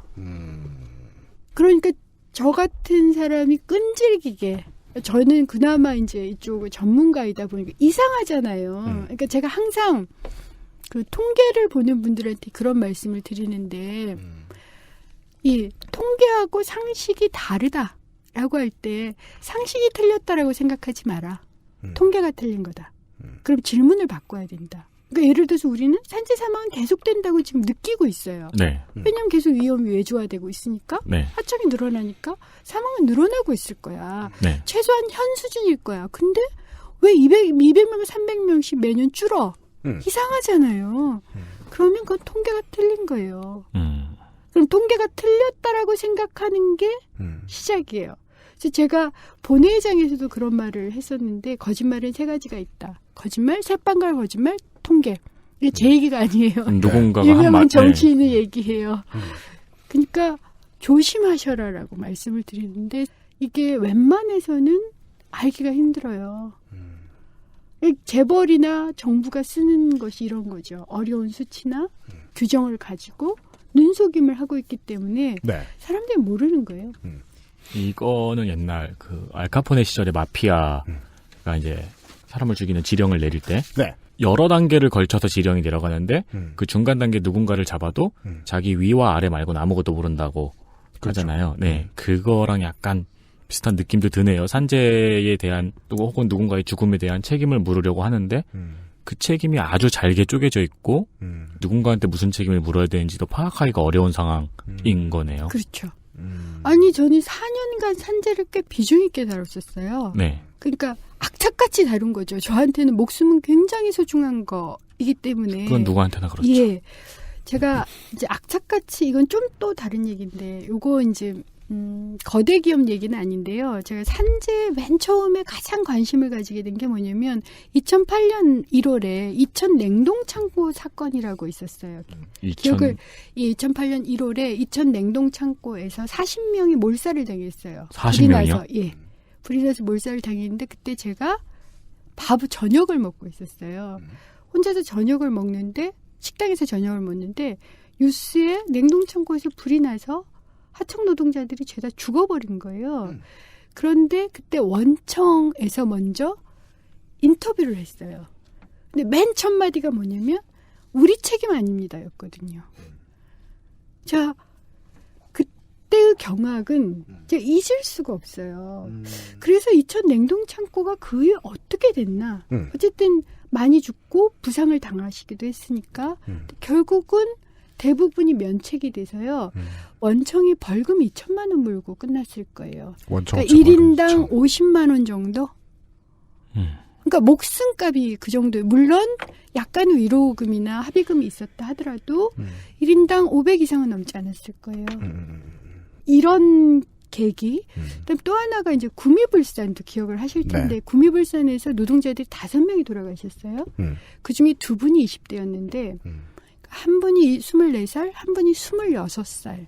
그다음 또 한 분이 30살인가 그랬어요. 굉장히 젊은 분들이 돌아가셨는데 그때 어떤 일이 있었느냐면 불산 뚜껑을 여는 과정. 이건 사람이 죽어가는 과정이에요. 그렇죠? 불산 뚜껑을 열어서 불산이 쫙 퍼져나오고 거기에 노동자가 서 있는 이 과정을 영상으로 내보내면서 경찰이 뭐라고 그랬냐면 작업자 과실이라고 얘기를 했어요. 근데 제 입장에서는요. 그 영상이 사람이 죽어가는 걸로 보이는데 내 눈에는 경찰은 이게 작업자 과실이라고 얘기를 하는 거예요. 전원 사망했거든요. 그래서 작업자 과실이 아니었고. 그러니까 산재를 그렇게 다루는 거죠. 그러니까 산재 책임을 원청이 회피를 하거나 돈 목숨값 50만 원으로 아니면 이걸 작업자 과실로 하거나 이런 식으로 기업을 봐주고 있는데 이 구조 전체가 지금 어떻게 돼 있지? 라고 관심을 가지면서 4년을 팠더니 그 정점에 재벌 대기업이 있는 거고 그 밑까지가 쫙 다단계로 있고 맨 밑바닥에 하청 노동자가 계신 거예요. 사고가 나면 맨 처음에 하청 노동자 책임이야. 19살 김군도 처음에 그랬잖아요. 그렇죠. 근데 요건 조금 없어진 것 같아요, 이제는. 그러니까 개인 책임이어서부터 시작해서 위에 한 단계씩 올라갈 때마다 책임 회피를 하는 거죠. 그래서 결과적으로 목숨값 50만 원. 이게 결론이더라는 거예요. 이건 안 드러나요. 뉴스에도 잘 안 나오고 이 재판 과정의 결과가 어땠는지 누가 알겠어요. 결국 이것을 관심을 가져야 되는 것은 이런 전문가들과 그다음에 정부죠. 정부가 최종적으로 이 통계까지를 마무리하는데 아까 말씀드린 것처럼 정부마저도 분식을 한다는 거죠. 통계를. 그러니까요. 그게 제일 궁금하네요. 네. 몇 번 더 이제 다른 이야기들 들으면서 응답을 들을 수 있을지 모르겠습니다. 생각보다 이 정부도 검도 경도 다들 협조적이다. 매우. 재벌이 돈을 버는 일에 대해서. 그리고 또한 이 산재가 나지 않으면 기업 입장에서는 돈을 쓰지 않겠구나 정도만 예측을 했는데 돈을 꽤 버는구나 정도를 알았습니다. 거기다가 하나 더 덧붙일 것. 기업이 그러면 돈을 벌면 우리한테 그 돈이 나간다고 아까 말씀을 드렸잖아요. 그러니까 목숨만 바치는 게 아니에요. 우리는 건강보험료도 더 내야 돼요. 그래가지고 이게 또 추정치로 나와요. 무슨 뜻이 아시죠? 산재보험으로 처리할 거 건강보험으로 처리를 하면 건강보험 재정에서 나가잖아요. 그래서 평균 연간 5천억 이상을 국민들이 더 내고 있어요. 5천억이요? 네. 거기에 판이 생겨서 여기서 얼마나 긁어가느냐 하는 판을 기업은 쳐다보고 있겠네요. 예. 시장이 열린 거네요. 그렇죠. 이해했습니다. 예, 산재로는 이렇게 돈을 벌 수 있습니다. 제가 예상했던 것보다 훨씬 무섭네요. 광고를 듣고 20가지가 더 남았습니다. 각 지역별 환타입니다. 지금 듣고 계신 방송은 히스테리 사건 파일 그것은 알기 싫다입니다. XSFM입니다.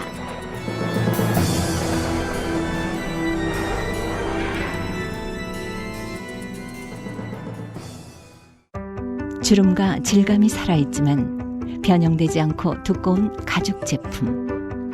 선명한 색상에 일반 명품을 웃도는 퀄리티의 가죽 제품. 황야의 1위 데볼프 제뉴인 레더. 지금까지 그래왔듯 당신의 자부심이 되어드리겠습니다. Devolf Genuine Leather. MSM과 속단 등 복합 추출물이 함유되어 있으며 당신의 관절 건강에 도움을 줄 수 있습니다. MSM의 인체 적용 시험 결과 12주 섭취 후 관절의 통증, 뻣뻣함, 운동 기능이 뚜렷하게 개선됨을 확인하였습니다. 평소 관절이 불편한 부모님이나 운동을 많이 하는 분들 또는 무릎을 많이 사용하는 모든 분들께 권합니다. 엑세스몰에서 만나요.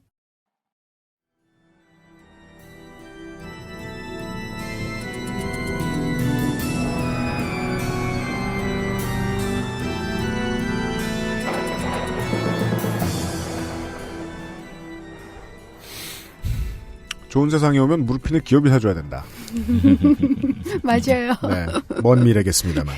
이게 산재만 가지고 이제 말씀을 지금까지 하셨는데 예상으로는 산재만 가지고도 여름 내내 말씀하실 수 있을 것 같아요. 아, 그건 그래요. 예. 근데 더 무서운 건 이게 20개가 남았다는 거죠. 그렇습니다. 그 다음 얘기는요. 두 번째, 손해, 배상으로 돈 벌기. 예. 손해배상이요? 예, 손해배상으로 돈 벌기인데 쉽게는 노동자가 파업하면 돈을 벌어요. 노동자가 파업하면 기업은 걱정을 해야죠. 예. 이게 뭔 소리예요? 그러면 파업도 하길 바랄 수도 있다는 거예요? 저는 파업을 유도하는 경우는 꽤 봤기 때문에 어쨌든 돈을 벌어요. 그러니까 파업을 하면 불법이라고 해서 돈 내놔. 이게 손해배상이에요. 그래가지고 매년 한 1,000억 이상, 보통 1,370억, 그러니까 이게 그냥 위험용이라고 생각하지 마세요. 철도노조 같은 경우는 100억도 다 갚고, 그러니까 50억도 갚고 이런 경우도 있고요. 네, 맞아요. 개인도 뭐 파산 상태에 이르기까지 그렇죠. 하니까. 네. 그래서 이것도 이렇게 돈 내놔. 그러니까 이건 정말 한국 재벌만의 비법이에요. 한국 재벌만이요? 예. 해외엔 없다고 하더라고요. 없어요. 제가 다 확인해봤어요. 모든 외국인 학자들이 거의 기겁을 해요. 어떻게 이런 일이 있을 수 있어? 그래서 한국의 노조는 파업을 하면, 특히 저는 이제 비정규직들이 파업할 때 가장 걱정스러운데 대개의 경우 비정규직 파업이 불법으로 치부될 가능성이 높아요. 앞서 나가는지는 모르겠는데 당연한 궁금증이 드네요.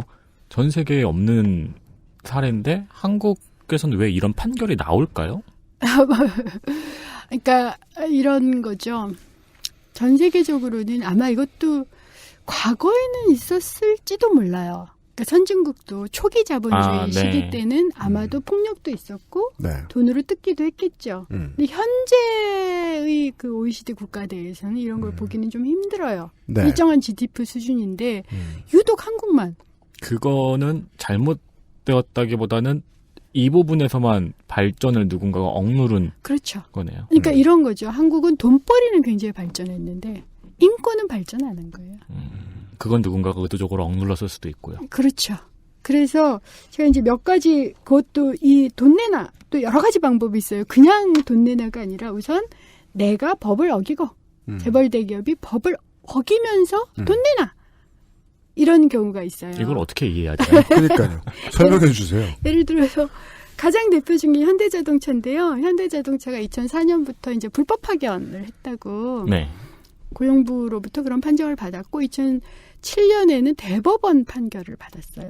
그러니까 당연히 끝났네요. 그렇죠. 불법 고용이라고 이제 판정을 받은 사람들 그럼 나 정규직 해줘 이렇게 요구를 했을 거 아니에요. 현대가 버틴 거예요.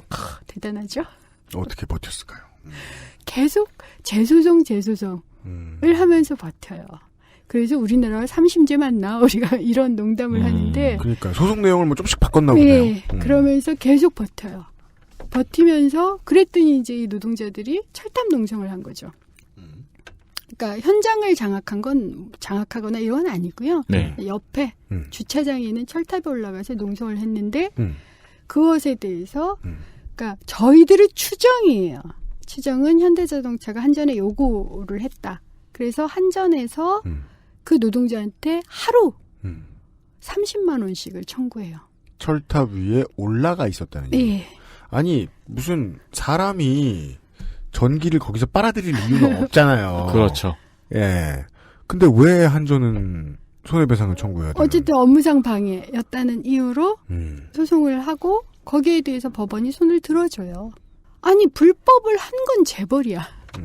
그렇죠? 네. 그런데 단 한 번도 사과를 안 하고 이렇게 인정도 안 하면서 사실은 그것에 저항한 노동자들은 그것도 그냥 그런 행위였다는 이유로 파업도 아니잖아요. 파업 같은 걸 못 하거든요. 비정규직들은. 그래서 하루 30만 원. 이게 무슨 스위트룸도 아니고. 그렇죠. 요런 게 그래서 제가 적반하장이라고 얘기해요. 적반하장 방법. 이런 방법 되게 많아요. 이제 적반하장. 그다음에 두 번째가 이제 어하둥둥이라고 하는데 어하둥둥은 그러니까 기업이 돈 내놔. 그럼 정부도 돈 내놔 하는 거예요. 아이고 어하둥둥 냈어라 이러면서. 그게 쌍용차가 대표적이죠. 쌍용차에 대해서 이 기업도 손해배상을 요구했잖아요. 네, 그렇죠. 구조조정에 저항했다는 이유로. 구조조정에 저항하면 그건 불법이라고 우리나라 법상 그래요. 그렇게 해석이 된 거죠. 그거는 헌법의 정신을 무시한 거죠. 거잖아요. 사실은 이 짓 자체가 헌법의 정신을 완전히 무시하는 거예요. 자르면 잘려라. 그렇지 않으면 불법. 네. 인 것까지는 한국 기업이 다 그러니까 대충 이해하겠는데 그러므로 손해배상. 거의 저행했다는 이유로 손해배상을 했어요. 그리고 그 손해배상을 싹싹 긁어내서 실제로 회사의 수익이 된다는 것. 그렇죠. 은 정말 신기합니다. 그러니까 그에 달해서 정부까지. 경찰도 손해배상을. 경찰은 왜요? 경찰은 그것 때문에 경찰이 무지막지하게 뭐 테이저건인가 뭐 이런 걸 쏘면서 진압을 했거든요. 테이저건 고장났다고 손해배상하는 거예요? 근데 어쨌든 네. 그런 업무 방해를 했다는 이유로. 아니 경찰 업무가 그거잖아요. 방해를 받으면서 아니 뭐 진압이 잘못했다. 그래도 진압하기로 했어. 진압하는 거지. 그러면은 도둑이 도망가도 업무 방해겠네요. 그렇죠. 그래서 이런 이 어하둥둥 유형은 굉장히 많아요. 예를 들어서 뭐 철도 노조가 철도 외주화, 네. 뭐 시민 안전을 위해서 파업을 했다. 불법이다. 네. MBC 노조가 공정 방송을 위해서 파업을 했다. 불법이다. 먼저 이러고 손해배상 청구도 하고요. 그리고 그걸 정부도 같이 해요. 공사 같은 경우는 특히. 아, 공사는 예, 정부가 더 받아낸다. 그러죠. 현대자동차에 불만이 있어서 철탑에 올라갔더니 한전에서 손해배상을 걸고 파업을 했다고 기업에서 손해배상을 걸었는데 정부가 손을 들어주고. 그래서 이제 어하둥둥 돼 있어라. 이게 이제 두 번째 방법이고요. 코레일이 받아냈다는 이 103억 원은 예. 그 노조한테서 받아낸 돈이잖아요. 노조비로. 그럼 이건 나중에 회계감사할 때 이윤으로 잡히겠네요. 그럴 거라고 전 생각하는데요. 안 그러기가 어렵죠. 네. 왜냐하면 이윤이 났으니까요. 네. 영업이익일 수도 있네요. 이게 그렇죠. 심리적으로는. 예. 아, 이해됐습니다. 예. 그러니까 파업을 해서 기업이 돈을 안 벌린다? 그런 경우는 별로 없어요. 왜냐하면 우리나라 노동자들이 파업을 할 때 어떤 특징이 있냐면 회사가 잘 되기를 원해요. 그러다 보니까 가장 라인이 덜 돌아갈 때 파업을 해요. 휴가 때라든가. 맞아요. 그리고 나서 파업에서 스탑이 됐었던 생산 물량을 그 다음에 2배로 해서 해요. 해내요. 아이고. 한국은 피해자가 진심을 먼저 들이밀어야 되는 문제가 있으니까. 그래서 파업을 했던 해에 생산량이 떨어지지 않아요. 그니까요. 그런데 파업을 했다는 이유로 손해배상으로 돈을 받는다고 생각을 해보세요. 플러스네요. 플러스죠. 아, 그냥 영업했을 때보다 플러스 수준으로 받아낼 수도 있다. 예. 피해자 입장에서 생각을 하면요. 예. 파업했다고 돈도 냈는데 이런 또 2배로 해야 돼요. 그렇죠. 그다음에 무노동 무임금이기 때문에 그때는 임금을 안 줘도 되니까. 아, 임금도 안 써요? 예, 그러니까 왜냐하면 휴가 때 많이 파업을 하거든요. 그럼 휴가 비용으로 처리를 할 걸 무노동 무임금으로 처리를 하잖아요. 그러니까 이걸 꼼꼼하게 생각을 해보면 기업은 플러스가 있어요. 이게 잘 안 드러나고 있는 거예요. 저도 계산을 해보려고 했는데 뭐 해볼 방법이 없는 거예요. 자료가. 노동자는 파업을 하면서 기업의 모든 사정을 다 봐주고 파업을 하죠. 하고 기업은 파업한 노동자한테 뺏어 먹을 수 있는 거는 다 뺏어 먹는 그렇죠. 거예요. 그러지 않은 경우는요. 오죽했으면이에요. 가벌 오토텍처럼 정말 오죽했으면 오죽 노동자들을 못 살게 굴고 때리고 난리를 쳤으면 이렇게 생각하시면 돼요. 노동자들은 잘 먹고 살아야 되잖아요. 회사가 잘 되기를 원해요. 웬만하면 넘어가요. 그렇죠. 사표를 낸 게 아니잖아요. 예.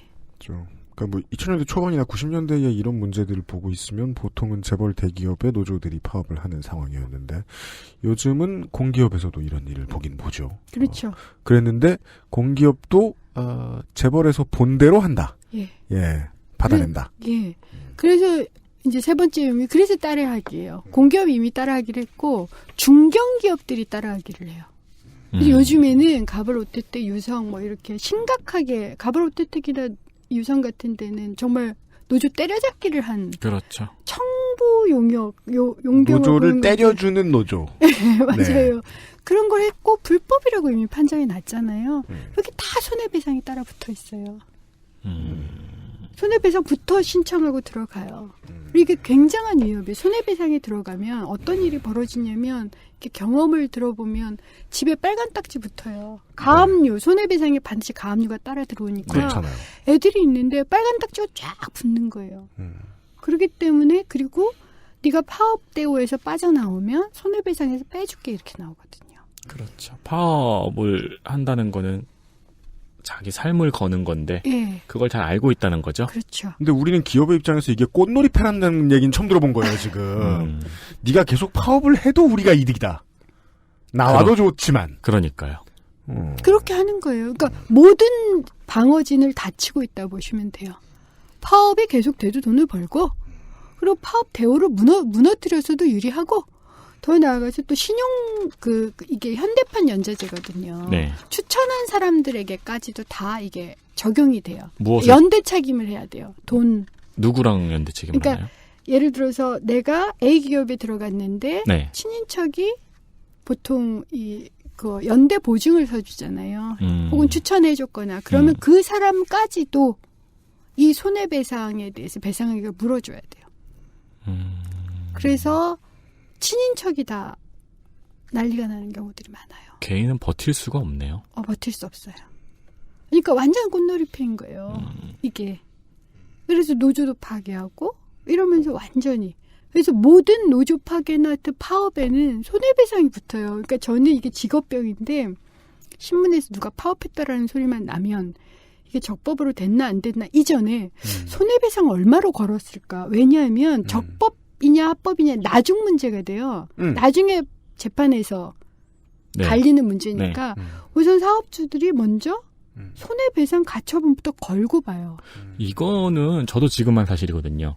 예, 지금 뭐 직업병이라고 말씀을 하셨는데 근데 우리는 파업에 대한 뉴스를 보잖아요. 그리고 그거에 대해서 왜 파업이 일어났는지 어떻게 되는지를 대강 기사를 보면서 파악을 하잖아요. 예. 근데 이 부분도 꼭 파악을 해야 되는 부분이네요. 그렇죠. 우리가 파업 사건을 접할 예. 때. 매년 1,000원 이상이 지금 전체 이 청구가 되니까 네. 아주 작은 회사에서도 한다는 거예요. 그리고 아까 손해배상도 그렇고 이것도 그렇고 이득액이 이렇게 몇백억 수준이면은 할 줄 모르는 기업 사장은 이거를 컨설팅하는 사람을 쓸만도 하네요. 그 시장이 열렸죠. 그러네요.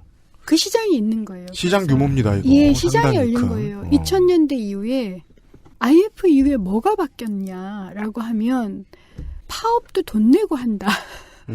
이게 90년대서부터 시작된 거예요. 파업이 유료. 예. 그러니까 과거에는 80년대, 90년대는 폭력으로 못하게 했다면 파업을. 네. 지금은 폭력과 돈으로 못하게 하는 방식으로 바뀐 거예요. 그래서 파업 유료 나라가 된 거죠. 근데 그건 기사에 안 나오잖아요. 그렇죠. 그러니까 이 신원보증인제도에 대해 슬쩍 말씀을 해주셨는데 처음에 입사할 때 들어오는 신원보증인들은 보통 가족이나 친들을 쓰잖아요. 그럼 그 양반들의 선산까지 뜯어간다는 거 아니에요. 그렇죠. 웃긴 게 우리 집안의 돈을 다 거덜내 먹을 거다. 회사를 다니면서 내가 그 미래를 알았으면 나는 강원랜드에 가서 잃지 파업해서 잃고 싶진 않아. 그렇죠. 그런 거죠. 파업했다는 이유로 이 돈을 가져간다는 건 내 입장에서는 엄청난 사격인데 반대편의 입장에서 사기치는 사람의 입장을 생각해 보자고요.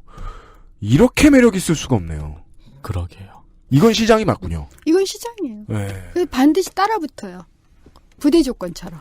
마이너스가 굉장한 플러스로 예. 전환이 되는 거네요. 그래서 저는 일종의 찍기다시다 이건. 컨설팅. 그러니까 노조 파괴를 하거나 하여튼 이런 파업에 대한 인식, 부정적인 인식을 만드는 컨설팅에 있어서 그건 찍기다시로 항상 손해배상은 따라붙어요. 그러니까 중견기업이 따라하겠죠. 예. 그래서 따라하기가 굉장히 커졌고요. 네.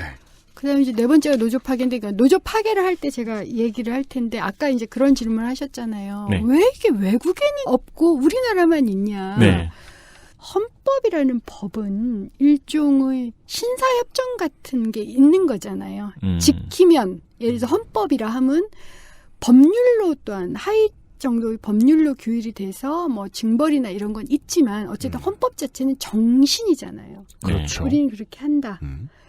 그런데 이런 정신 자체가 문화와 간행으로서 존재하지 않는 거예요. 제가 왜 그 말씀을 드리냐면 그냥 글씨다. 이건. 글씨예요. 헌법의 약점을 파고 들어간 거다. 기업은 헌법은 그냥 글씨다. 네. 그러니까 헌법이 우리가 쟁취한 소중한 게임 룰. 재벌 대기업도 지켜야 하는 게임 룰이 아닌 거예요. 길에 껌 뱉으면 10만 원이라고 써 있으면 지키겠지만 예. 길에 껌 뱉으면 나쁜 짓이다라고 써 있으면 그냥 그건 글씨다. 예. 네. 길에 껌 뱉으면 나쁜 짓입니다라는 문화. 그래서 수치심을 느끼는 것, 염치가 있는 것, 이런 것 자체가 존재하지 않아요. 노동에 대한 인식 자체가 그렇죠.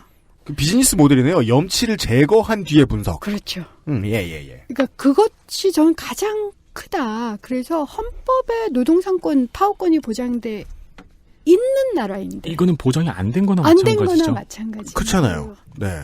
웬만한 파업이 다 불법이에요. 그래서 예를 들어서 비정규직 노조가 파업을 했어요. 네. 그래서 정규직 노조가 동조 파업을 하면 불법이에요. 그렇죠. 왜요? 우리나라 노조법은 네. 자신의 조합원의 임금 및 근로조건에 관한 것만, 그러니까 네 막그룹에 대한 것만 파업할 수 있어요. 아, 성주군민 바깥에 사람이 들어오지 마라. 예.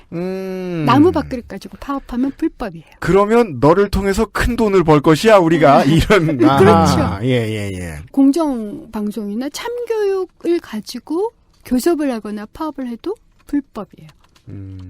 그러니까 우리나라는 한마디로 말해서 밥벌레들만 만드는 법을 가지고 있는 거예요. 그러면 되게 노조와 여론을 괴리시키기가 더 좋아지는군요. 당연히 일단. 그렇죠. 예. 나중에 여론이 나빠진 뒤에 손해배상 재판을 할 때는 훨씬 편해진다.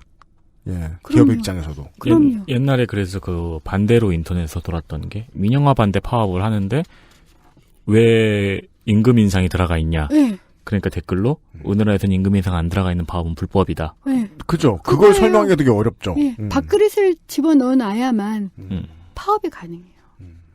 그래서 사실은 철도 노조는 합의한 건 민영화 반대였는데 파업은 임금 인상으로 했어요. 네, 그래가지고 이제 사람들이 그걸 가지고 이제 파업을 비난을 하기도 했어요. 왜 임금 인상이 끼어들어가 있냐? 니네가 진짜 순수한 민영화 반대 파업이 맞느냐? 그러니까 이제 그 모르는 사람들은 그렇게 생각할 수 있는 나라법을 모르고 거죠. 하는 얘기군요. 그렇죠. 네. 그래서 대부분 피해가기 굉장히 힘들어요. 그런데 특히 이제 구조조정 문제는 이게 전면화되기 때문에. 네. 그러니까 만약 이제 조선업계의 정규직 노조들이 비정규직 자르지 마라. 자기가 아닐지라도 구조조정 문제에 반대하면 그건 무조건 불법이죠. 아, 그것도 전략적으로 유리하게 되는 게 정규직과 비정규직의 입장 차이를 크게 나게 해주네요. 예. 서로 자기들을 돕지 못하게 만들어주는 것은 기업에 좀 유리한. 옆사람의 불행함을 쳐다보지 마라. 이게 노조법이에요. 그래서 그 노조법을 그렇게 바꾸려고 그래도 노조법 바꾸려고 그러면 난리가 나잖아요. 네.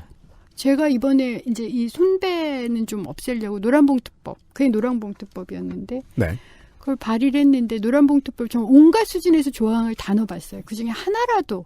그러니까 저는 신원보증 문제, 현대판 연자제라도 좀 한 조항이라도 좀 통과를 시켜봤으면 했거든요. 그러면 뭐 선산 팔고 완전히 친인척 척지고 형부, 뭐 숙부, 뭐 할아버지 다 망하는 이런 건 없는 거 아니에요. 그렇죠. 근데 그것조차도 통과를 못 시켰어요. 그것은 뭐 기업의 로비나 기업의 입장에서의 해석도 작용했기 때문에 통과가 안 됐을 거라고 생각하실 수 있겠네요. 예, 당연히 그렇다고 생각해요. 그러니까 우리가 지금 계속 바라보는 바에 의하면 그 법이 통과됐으면 기업이 우리 노동자의 친인척의 선산을 가져갈 수 없게 된다. 그렇죠. 간단히 말하면. 아, 그러면 예. 무슨 뜻인지 아시겠죠? 네, 그러니까 제가 초반에 이게 우리나라에만 있는 사례라고 말씀하셨을 때 네. 그래 기업은 돈 벌려는 놈은 나쁜 짓을 할 수 있어. 근데 왜 이런 판결이 나오는 거냐고 질문을 드렸었잖아요. 아, 근데 그 판결도요. 요즘에도 제가 이제 정말 판결문도 가끔 읽어요. 거기 보면 이런 파업이 계속돼서 정말 기업이 망할까봐 이런 표현이 있어요. 그러니까 법이 결코 중립적이지 않아요. 법 앞에 평등하지 않아요. 정말 이렇게 판결문에 이러다가는 뭐뭐뭐뭐 회사가 위험해진다라든가 이런 표현이 들어가 있어요. 그렇기 때문에 판결이 나와요. 그리고 두 번째로 한 번 판결이 나오면 그 판결을 항상 참조를 하게 돼 있어요. 그렇죠. 그러니까 그리고 그게 판례로 작용한다고요? 그렇죠. 그러니까 이게 해석법이라고 하는데 항상 법은 해석이 굉장히 중요하잖아요. 네. 과거에 뭐라고 해석을 했는지가 굉장히 중요해요. 그래서 기업들이 판례를 안 남기려고 굉장히 노력하잖아요. 그렇죠. 그러니까 이런 나쁜 판례는 계속 남는 거예요. 뒤집어 말해서 이런 판례를 계속 남겨왔다. 그렇죠. 그래서 이걸 완전히 바꾸는 혁신적인 판례가 나오기가 너무 힘들기 때문에 법을 바꾸려고 그러는 거예요. 외국이 다르다는 건 판례가 다르겠네요. 판례는 아니요. 판례가 없어요. 없다. 뭐 이런 걸 가지고 재판을 받으려고 그래. 공무원이 한가한 줄 알아? 이런 식의 반응. 그러니까 제가 이제 법학자들 정말 우리나라 손꼽히는 법학자들한테 판례를 찾아달라 그랬어요. 네. 못 찾겠다는 거예요. 그렇게 뒤졌는데 판례를 못 찾겠다. 그런 경우가 거의 없다고 보셔야 돼요. 한국만 있는 정말 한국 재벌 대기업의 특허권이라고 보시면 되죠. 보면 프랑스의 사례를 들어주셨어요. 예. 프랑스의 민영화 반대 파업. 전철. 이것도 철도 노동자들. 예. 근데 이게 굉장히 재밌었던 게 제가 왜 이 사례를 가지고 왔냐면 공공 부분인 거예요. 그래서 사용자가 정부가 시키는 대로 했어. 그러니까 사용자를 반대하는 파업을 했단 말이에요. 사용자의 결정을.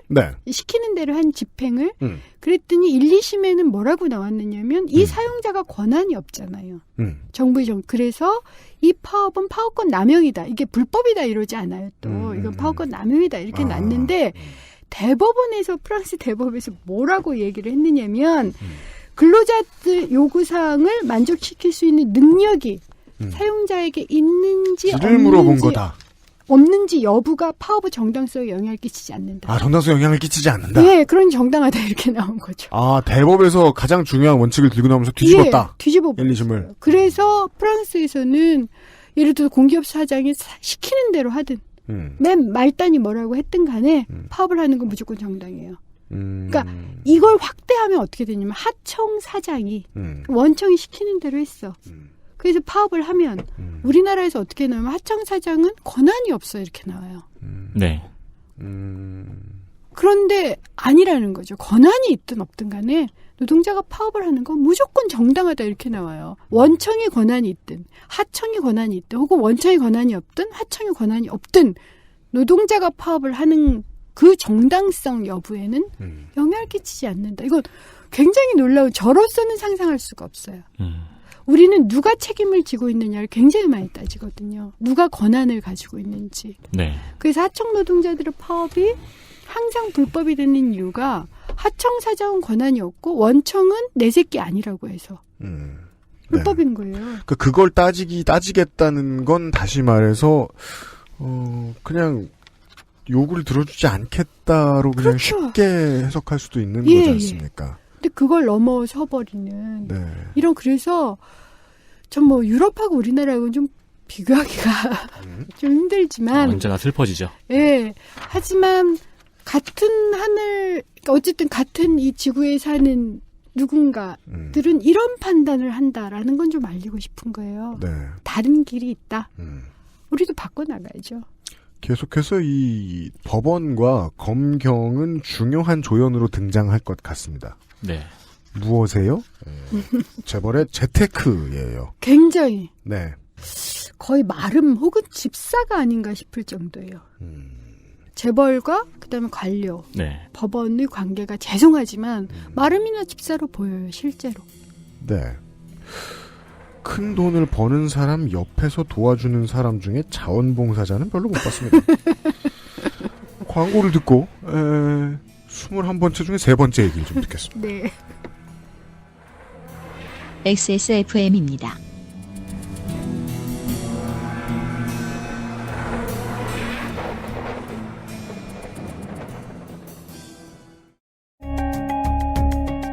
컴퓨터가 필요하시다고요? 그렇다면 컴스테이션입니다. 23일 동안 두피가 좋아졌어. 미용실에서 뭐 쓰냐고 자꾸 묻는다? 정말로 전부 자연 유래 성분. 피크린 투쓰리 약산성 트리트먼트. 난 그동안 다른 광고에 속고 살았나봐.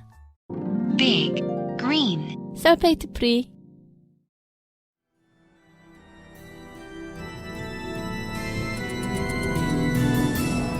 세 번째, 노조 파괴로 돈 벌기.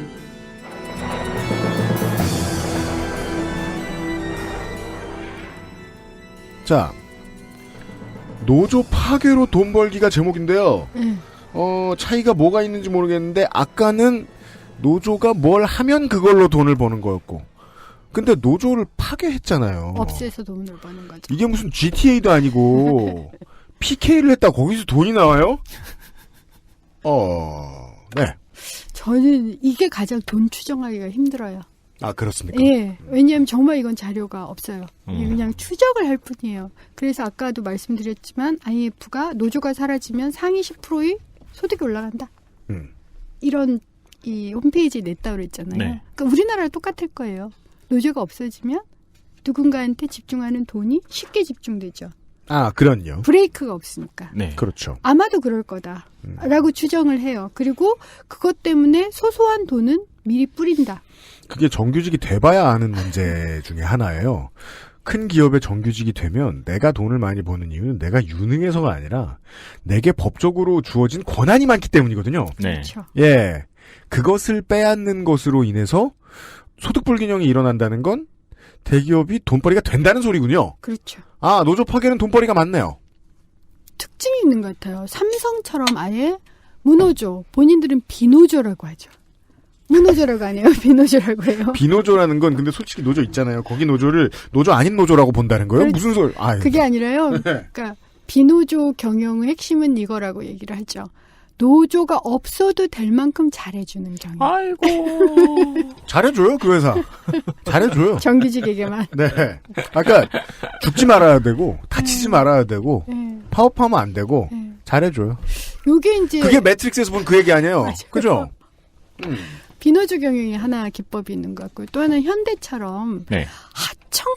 그러니까 자기 노조는 그냥 용인하고 살고요. 옛날에 졌어. 네, 그건 도. 어쩔 수 없는데 하청 노조는 파괴하는 방식인 것 같아요. 네. 하청은 무노조 경영 기법. 그래서 저는 지금 가벌 오토텍도 굉장히 의심스러워요. 왜냐하면 유성하고 똑같아요. 네. 유성하고 비슷하게 부품 업체거든요. 현대자동차에. 맞습니다. 근데 지역도 비슷해요. 네. 그리고 그 노조 파괴 시나리오가 비슷해요. 제가 인터넷에서 본 자료라 정확한지는 모르겠는데 신입사원들이 많이 들어왔죠. 네, 그러니까 유성과 가벌 오토텍. 이 이제 여러 가지 공통점 중에 유일하게 다른 점이 그거예요. 뭐냐면 가벌 오토텍과 유성은 노조 파괴됐고 그다음에 이게 현대자동차 산하했고 그다음에 현대자동차의 상황을 보고한 것까지는 알려져 있는데 맞습니다. 두 가지가 틀려요. 그러니까 하나는 유성은 보고뿐만 아니라 개입했다라는 증거가 나왔어요. 네. 보고를 받았을 뿐만 아니라 현대차가 개입했다. 예, 개입을 했다는 증거가 나왔어요. 맞아요. 예, 그래서 그건 재판 중이고요. 가브로트 그건 없어요. 근데 더 놀라운 건 유성은 용병을 고용하진 않았어요. 네. 그런데 맞습니다. 여기는 전직 특전사 경찰관 출신의 60명의 용병을 고용했죠. 네. 용병을 고용해서 노조를 만들었죠. 만들어서 다른 노조를 때려 부숴라. 원래 노조를 때렸죠. 네. 이렇게 하는 거예요. 요게 이제 기본 베이스는 유성의 그 시스템이었죠.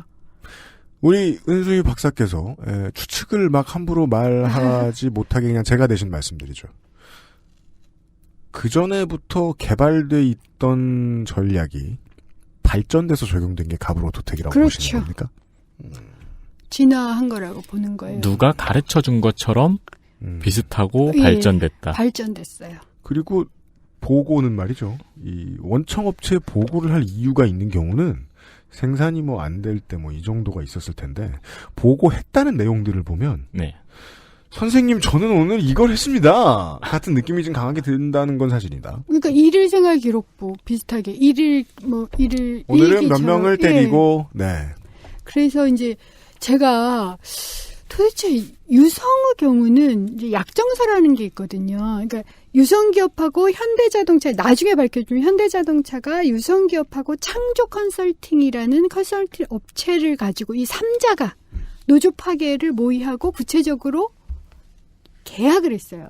근데 그 계약금이 얼마인지 창조한테 준, 컨설팅 업체에 준 창조 계약금. 컨설팅에게 준. 예, 그러면 3가지 계약을 해요. 저희가 지금 보고 있네요. 예, 법률 자문으로 12개월간 매월 100만 원, 1200만 원이죠. 네. 그다음에 현안 문제 해결을 위해서 컨설팅 계약으로 12개월간 5천만 원.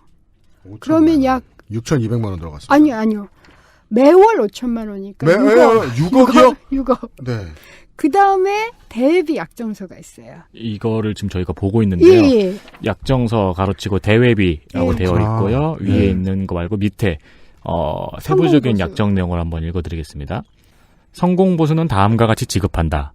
본 컨설팅을 수행함에 있어 아래 각 호에 해당하는 경우 각각 성공으로 인정하여 갑은 을에게 성공보수를 지급한다. 갑이 유성기업이고 을은 창조 컨설팅. 을이 창조 컨설팅. 네. 가 금속노조 산하지회 소속 조합원 수가 2011년 5월 6일 기준 50%로 감소된 시점 1금 8천만 원.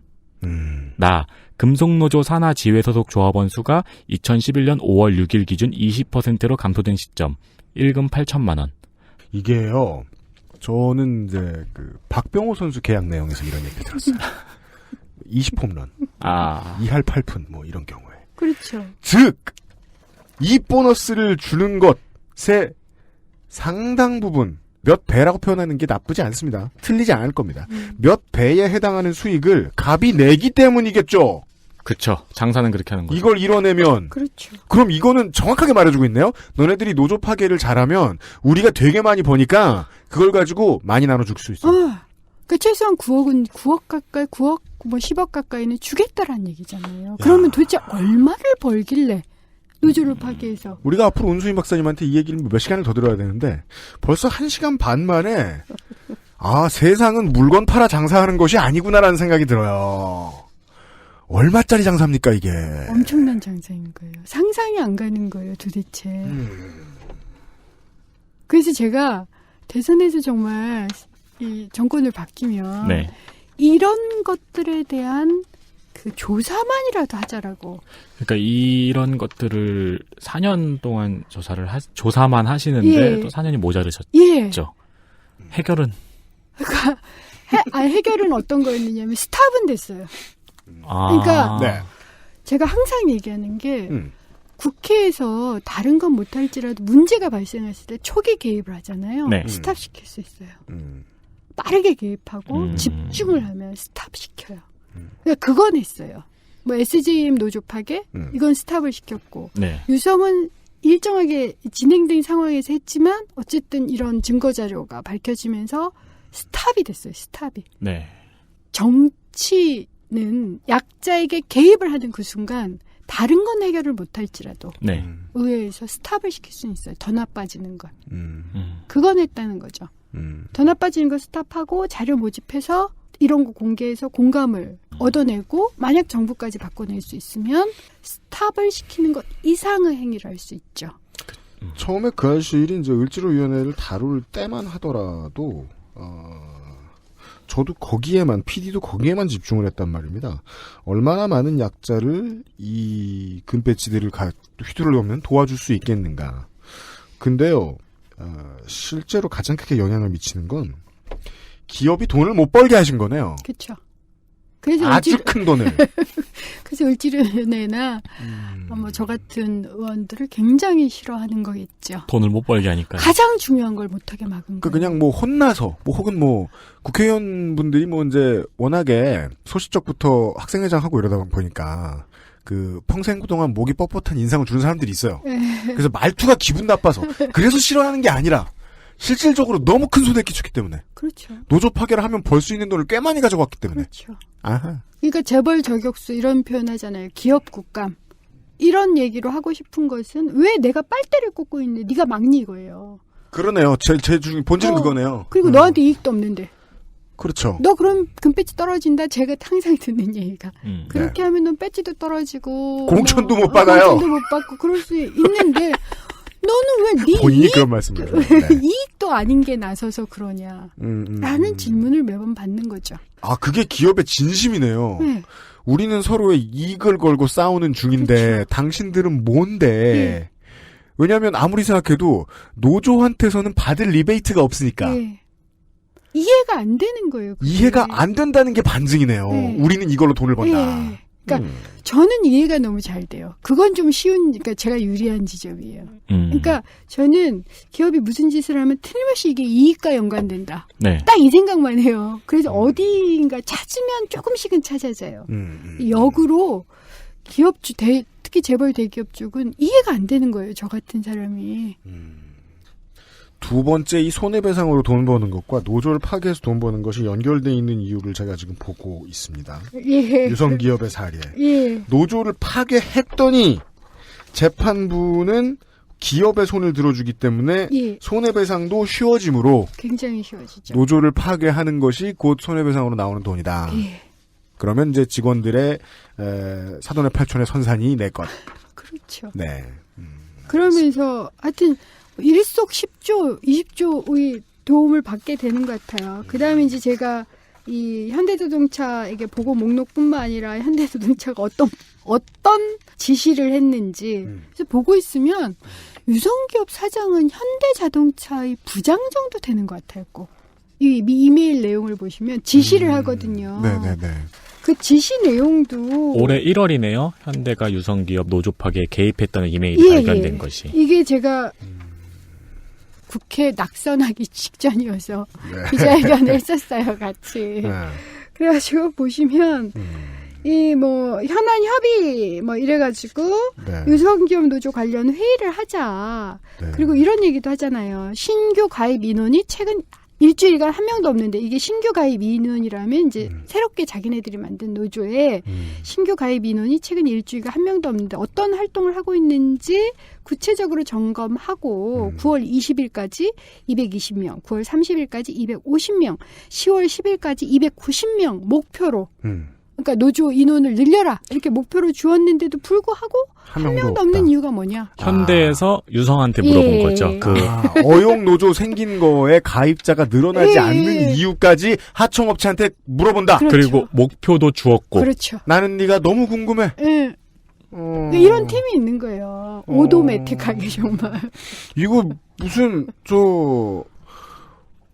보험 판매 왕. 그리고 찾는 듯한 매주 1회 회사 유성기업 창조 컨설팅 아까 말씀하셨던 그 노조 파괴 컨설팅 업체를 불러서 주간 실적 및 차주 계획 동향을 면밀히 파악하고 토요일 아침에 보고될 수 있도록 준비하라. 이 둘 사이의 계약 관계도 뭔가 코치를 하네요. 그렇죠. 다 하는 거예요. 이게 보면 무슨 경영 실적 체크하는 거 같잖아요. 대기업의 납품은 물건만 파는 게 아니군요. 아니에요. 정말 아니군요. 네, 아니에요. 근데 이 정도로 할 거면 이 유성기업은 그냥 현대네요. 네. 현대라고 생각하고 있는 것 같아요. 첫 번째 돈 버는 방법을 다시 한번 공고화시켜줍니다. 하청업체는 이름만 다른 대기업의 다른 이름이고 하청업체가 되는 이유는 하청업체가 되었다는 것이 곧 원청업체의 이익이니까. 그러니까 이렇게 생각을 하시면 하청의 하청을 통해서 사람들을 관리하는 거니까 재벌의 입장에서 시민이 자기 거일지도 몰라요. 제 개인적인 옛날 생각이 나네요. 저 을의 회사에서 굉장히 많이 일을 했었거든요. 개발사에서. 예. 가끔씩 이제 여러 가지 클라이언트들이 있었겠죠. 예. 가끔씩 어떤 클라이언트는 저희 을 회사 직원한테 매일 5시 반에 일일 업무 보고서를 보내라 그래요. 외로워서? 그럼 그게 정말 기분이 나쁘거든요. 당연하죠. 네. 근데 뭐 사장이 보내라고 하니까요. 그 생각이 나네요. 그렇죠. 그렇게 어쨌든 위서부터 체계적으로 관리되어 있다. 이런 느낌이 들어요. 이걸 제가 4년간 계속 봐왔으니까 얼마나 재벌들이 섬세하게 시민들의 일상을 파악하고 있는지. 그러네요. 네. 그렇잖아요. 거기다가 제가 그래서 테러법 때문에 그렇게 경악을 했던 게 이게 지금도 이렇게 하고 있는데 앞으로 얼마나 더 하려고. 왜냐하면 저도 털렸거든요. 왜 털렸는지도 모르잖아요. 그러니까 국회의원도 터는 마당에 시민들은 항상적으로 뭔가 털리고 있어요. 이러면 이상한 정신질환이 생길만 하죠. 내가 감시당하고 있다라는 느낌이 들만한 거예요. 그러니까 개인의 힘으로는 버틸 수가 없는. 예. 그러니까 지금. 수능을 하거나. 물론 저는 머리를 써서 해야 하는 일이나 뭐 3차 서비스 산업 이런 것을 노동이 아니라고 치부하는 것은 아닙니다. 네. 열심히 일하는 변호사들은 돈을 열심히 많이 벌어야죠. 그리고 노동자들의 권익을 적당한 선에서 잘 지키고 타협을 하는데 최선을 다한 노무사는 돈을 벌어야죠. 네. 근데 지금 은 박사께서 알려주신 요 내용 안에 있는 표에 보면 창조 컨설팅이 자랑해놓은 예. represent 자랑해놓은 창조 컨설팅의 뭐라 그래야 되나 노동의 결과들이 있어요. 아 이건 그러니까 포트폴리오네요. 포트폴리오가 있어요. 대림 자동차 공업, 집행부 교체, 조직 형태 변경, 상신 브레이크, 금속 노조 탈퇴, 캡스, 조합원 수 감소. 1800 빼기 20이라는 건 1800명을 20명으로 줄였다는 거예요? 그렇죠. 대단하죠. 이 사람들은 순복음교회에서 스카우트 해야겠네요. 레이크사이드, 노조 해산, 동호하인캠, 조합원수 감소, 420명에서 0명으로. 예. 연세대학교 의료원, 노사화합선언, 조합원수 감소, 1500명 감소. 동아대학교 의료원, 조합원수 900명에서 200명으로. 안정적 노사관계 구축. 하여간, 이런 것만 하고 다니는 회사다. 예. 근데, 이제, 우리가 박사님께 배웠으니까 압니다. 이런 거 다 했으면 꽤 벌었겠다. 그렇죠. 꽤 벌었겠죠. 그러니까 이 정도의 돈을 나눠줄 정도면 주인은 얼마를 벌었을까요? 그 부분. 네, 이건 정말 정부 외에는 몰라요. 알 수가 없어요, 이걸. 제가 도대체 얼마나 벌었을까를 아무리 추정을 하려고 해도 드러나는 뭐 경영실적 외에는 아무것도 모르잖아요. 그러네요. 그러니까 이 기업들에게 갤럭시를 얼마나 파느냐 중요하지 않네요, 이제. 그러네요.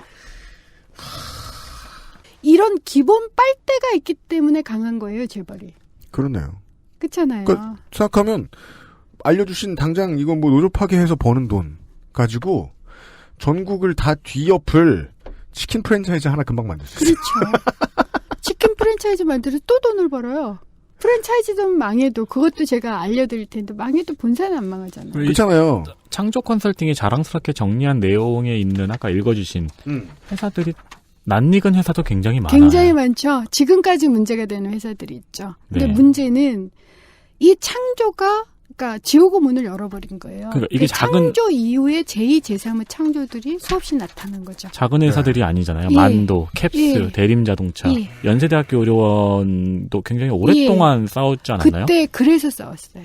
노동쟁이를 유도해요. 제가 아까 파업을 유도하는 게 유리한가 보다라고 얘기한 게 그거예요. 여기는 파업으로 안 갈 사업장들, 이 중에는 안 갈 사업장들 파업을 유도해요. 유도하고 돈을 받아요. 그리고 이쪽 원청한테는 손해배상 하게 하고 뭐 이러면서 원청한테도 플러스를 줘요. 자기도 플러스가 돼서. 완전히 노조 파괴 윈닝 게임을 하고 있는 거죠. 그러니까 오늘의 대한민국에서 가장 치열하게 머리 굴려서 돈 버는 회사라는 건 알겠네요. 예. 노하우도 있겠죠. 네. 저는 그래서 정말 기업가 이런 쪽이 이렇게 시민의 몸까지, 몸과 영혼까지를 장악해서 수익 모델을 만들고 있으면 네. 이 내용도 두 가지 때문에 알게 되는데 하나는 누군가 제보를 해줬어요. 이젠 제보가 없어서 잘 몰라요. 네. 그렇죠. 이제는 정말 점점 더 정보 기술이 발달돼가지고 이젠 제보할 수 없도록 난리를 치잖아요. 기업들도 보안 그렇죠. 엄청나게 하죠. 네. 그러니까 이제 이거 하나. 그다음 두 번째가 또 뭘로 이 자료들을 얻었느냐면 법원에 소송이 들어가니까 법원의 양측에서 다 자료를 내는데 그 중에 일부를 이 원고한테 주거든요. 네, 맞습니다. 그걸 통해서 알게 된 거예요. 법원 자료를 받아서. 그것도 일부를. 근데 제가 항상 아쉬운 게 오바마 행정부가 왜 위대했는지 노동 문제에 대해서 뭐 최저임금 텐텐 이런 얘기가 아니라요. 오바마 행정부는 딱 감시만 해요. 감시요? 엄청나게 세밀하게 예를 들어서 오바마 행정부가 하는 짓이 뭐냐면 오바마 행정부는 유사한 사례가 하청기업의 부품업체한테 벌어져. 가브로트텍, 유성기업 뭐 이렇게 벌어져. 그러면 그 위를 캐요. 아래를 먼저 캐고 근데 그 위를 캐. 그다음 또 위를 캐. 그래서 이 전체에 대한 모든 자료를 가지고 부당노동 행위나 이런 걸로 계속 쪼아요. 네. 이게 기본이에요. 이게 굉장히 상식적인 거잖아요. 이런 일이 발생할 때, 이 위하고 연관이 있을 거란 걸 우리는 짐작은 쉽게 하잖아요. 예. 증거 찾기가 어려워서 그렇지. 어렵죠. 네. 제가 2013년, 14년서부터 계속 보고가 됐다. 이런 보고 목록, 이런 것도 다 고용부에게 줬어요. 틀림없이니까 그대들이 근로감독만 하면 이거 나올 거다. 결국 나왔잖아요, 재판 쪽에서. 모두가 알고 있는데 모르는 척을 하잖아요. 근데 오바마 행정부는 그 모르는 척만 안 하는 거네요. 그냥. 그렇죠. 저는 옛날에 근데도 위대해요. 공공의적에서 본 것 같아요. 그러니까 이유 없이 대빵을 찾아가요. 계속 때리고 괴롭혀요. 그럼 대빵이 뭐가 나와? 자신의 불법 사실을 어떻게든 알아와요. 자기도 정확히 몰랐어. 예, 그런 방식. 아니 그래서 기본으로 그러니까 모든 걸 다 할 수는 없거든요. 네. 그런데 그렇게 위에를 캐는 거 그게 가장 힘들긴 해요. 왜냐하면 싸워야 되는 문제니까. 그렇죠. 훨씬 더 거대한 권력이잖아요. 덩치가 어마어마하게 커지죠. 그렇죠. 상대의 덩치가. 예, 그걸 일반 시민이 할 수는 없죠. 노조가 할 수도 없고. 네. 네. 인트로 격에 네, 첫 시간이었습니다. 네. 새로운 세상을 구경했습니다. 그러셨어요. 정말이지 처음으로 땡대월드에 갔을 때 그 기분이에요. 되게 신기하다 이거. 예. 오늘은 3가지만 배웠습니다. 가볍게. 네. 예. 사람이 다치고 죽었을 때 돈을 버는 법. 노동자에게 손해배상을 청구한 다음에 돈을 버는 법. 그게 여의치 않을 때 노조를 깬 다음에 돈을 버는 법. 예, 힘을 약하게 만든 다음에 소송을 걸어서 돈을 버는 법. 돈을 버는 법과 돈을 버는 사람. 네. 나머지 18가지의 이야기를 다음 주부터 또 알려드리도록 하겠습니다. 예, 복지와 노동 전문가이자 사회학자이신 은수미 차용인이셨습니다. 예. 다음 시간까지 빚 열심히 갚으시고. 네. 다음 주에 건강한 모습으로 또 뵙겠습니다. 예, 감사합니다. 감사합니다. 감사합니다. XSFM입니다. 네.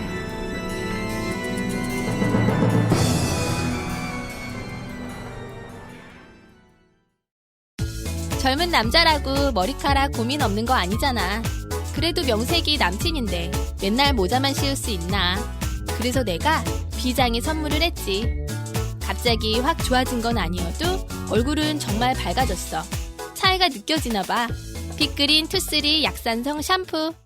빅 그린 설페이트 프리. 우리 은수미 박사님이 말이죠. 네. 네. 만약에 벌이가 시원치 않아서 이런 방송에서 막 불러준 데가 없고 네. 돈 안 드는 데서만 불러주고 자꾸 네. 빚 갚기가 수월치 않다. 네. 그렇다면? 예. 그랬는데 들어오셔도 돼요? 네. 손희상 선생은 늘 성급합니다. 목요일 방송부터 늘 들어옵니다. 알고 보면. 그죠? 그동안 늘 그랬습니다. 지금 하고 있는 줄 몰랐어요. 네. 굳이 모르시는 것도 이상해요. 문이 닫혀 있는데. 그래서 누군가 막 제안해 와요. 창조 컨설팅에 들어와라. 근데 돈이 너무 급하신 거야.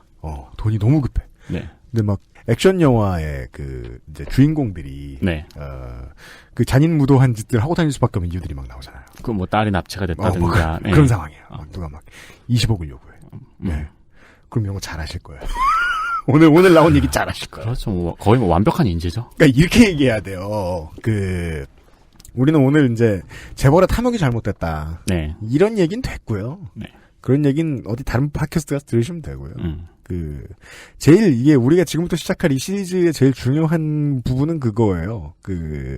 한국 사회가 어떠한 삼라만상의 가치를 두는 마인드셋이 얼마나 왜곡되었는가.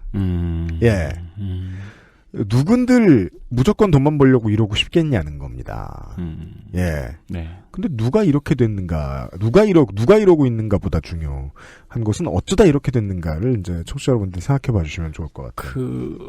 처음 방송 시작할 때 부산행 영화 말씀들을 하셨잖아요. 네. 그런 장르 문학은 어떤 현실이 아닌 현실을 다름으로써 현실의 왜곡을 전달을 하잖아요. 맞습니다. 오늘 제가 배운 이 내용들은 다 오늘 처음 하는 거거든요. 거의 장르 문학을 읽는 느낌인데 네. 이거는 왜곡된 현실이 아니고 실제 존재하는 좀비들이잖아요. 네 돈 나간 얘기. 그렇죠. 예. 뭐 젊은 사람들 입장으로 얘기해 볼까요? 너 갈 직업 없게 된 이유. 예, 등등등. 그러니까 직업은 직업이 아니라 그 직업 자체로 돈이잖아요. 네. 직업이 사라진 이유는 돈이 어디로 갔느냐라는 궁금증부터 시작을 해야 따라갈 수 있는 부분이죠. 네, 네. 그런 답도 될 수 있을 것 같습니다. 그러니까 이게 남녀 특집이었잖아요. 네. 저는 개인적으로 이게 남녀 특집이라면은 장르가 뭔지 오늘 알았어요. 뭐죠? 이건 밀실살인이에요. 밀실살인. 피해자는 고립된 곳에서 누가 죽인지도 모르고 네. 고립된 곳에서 사방이 다 막힌 곳에서 혼자 죽은 거예요. 소문도 안 나고. 네. 그가 죽음으로써 소득은 어딘가에 있었다. 네. 네. 그런 얘기였습니다. 네. 다음 주에 또 들을 겁니다. 그렇습니다. 네. 그 사실이 뒤늦게 준비한 남양 특집 오늘 첫 시간이었고요. 예. 무서운 얘기 했으니까 내일은 엄청나게 희망적인 얘기를 하겠습니다. 불안하네요, 또. 들으시면요, 약을 빤 듯 희망차게 되실 거예요. 그러니까 약간 장담합니다. 앞부분은 안 불안한데 네. 이제 알고 있으니까 네. 뒷부분이 불안하네요. 뒷부분이 불안하다. 왜죠? 그 방식으로 희망차다고요. 아, 네. 내용을 알고 계시죠, 윤세민 기자도. 아니, 이제 출연자를 알고 있는 거죠. 출연자는 출연자만 알아도. 네. 믿을 수 있는 플레이어와 함께. 네. 내일 아주 희망찬 이야기로 다시 찾아뵙도록 하겠습니다. UMC 프로듀서와 윤세민 기자하고 김상조 엔지니어가 다시 돌아올 겁니다. 듣느라 수고하셨습니다. 수고 많으셨습니다. 내일 뵙죠.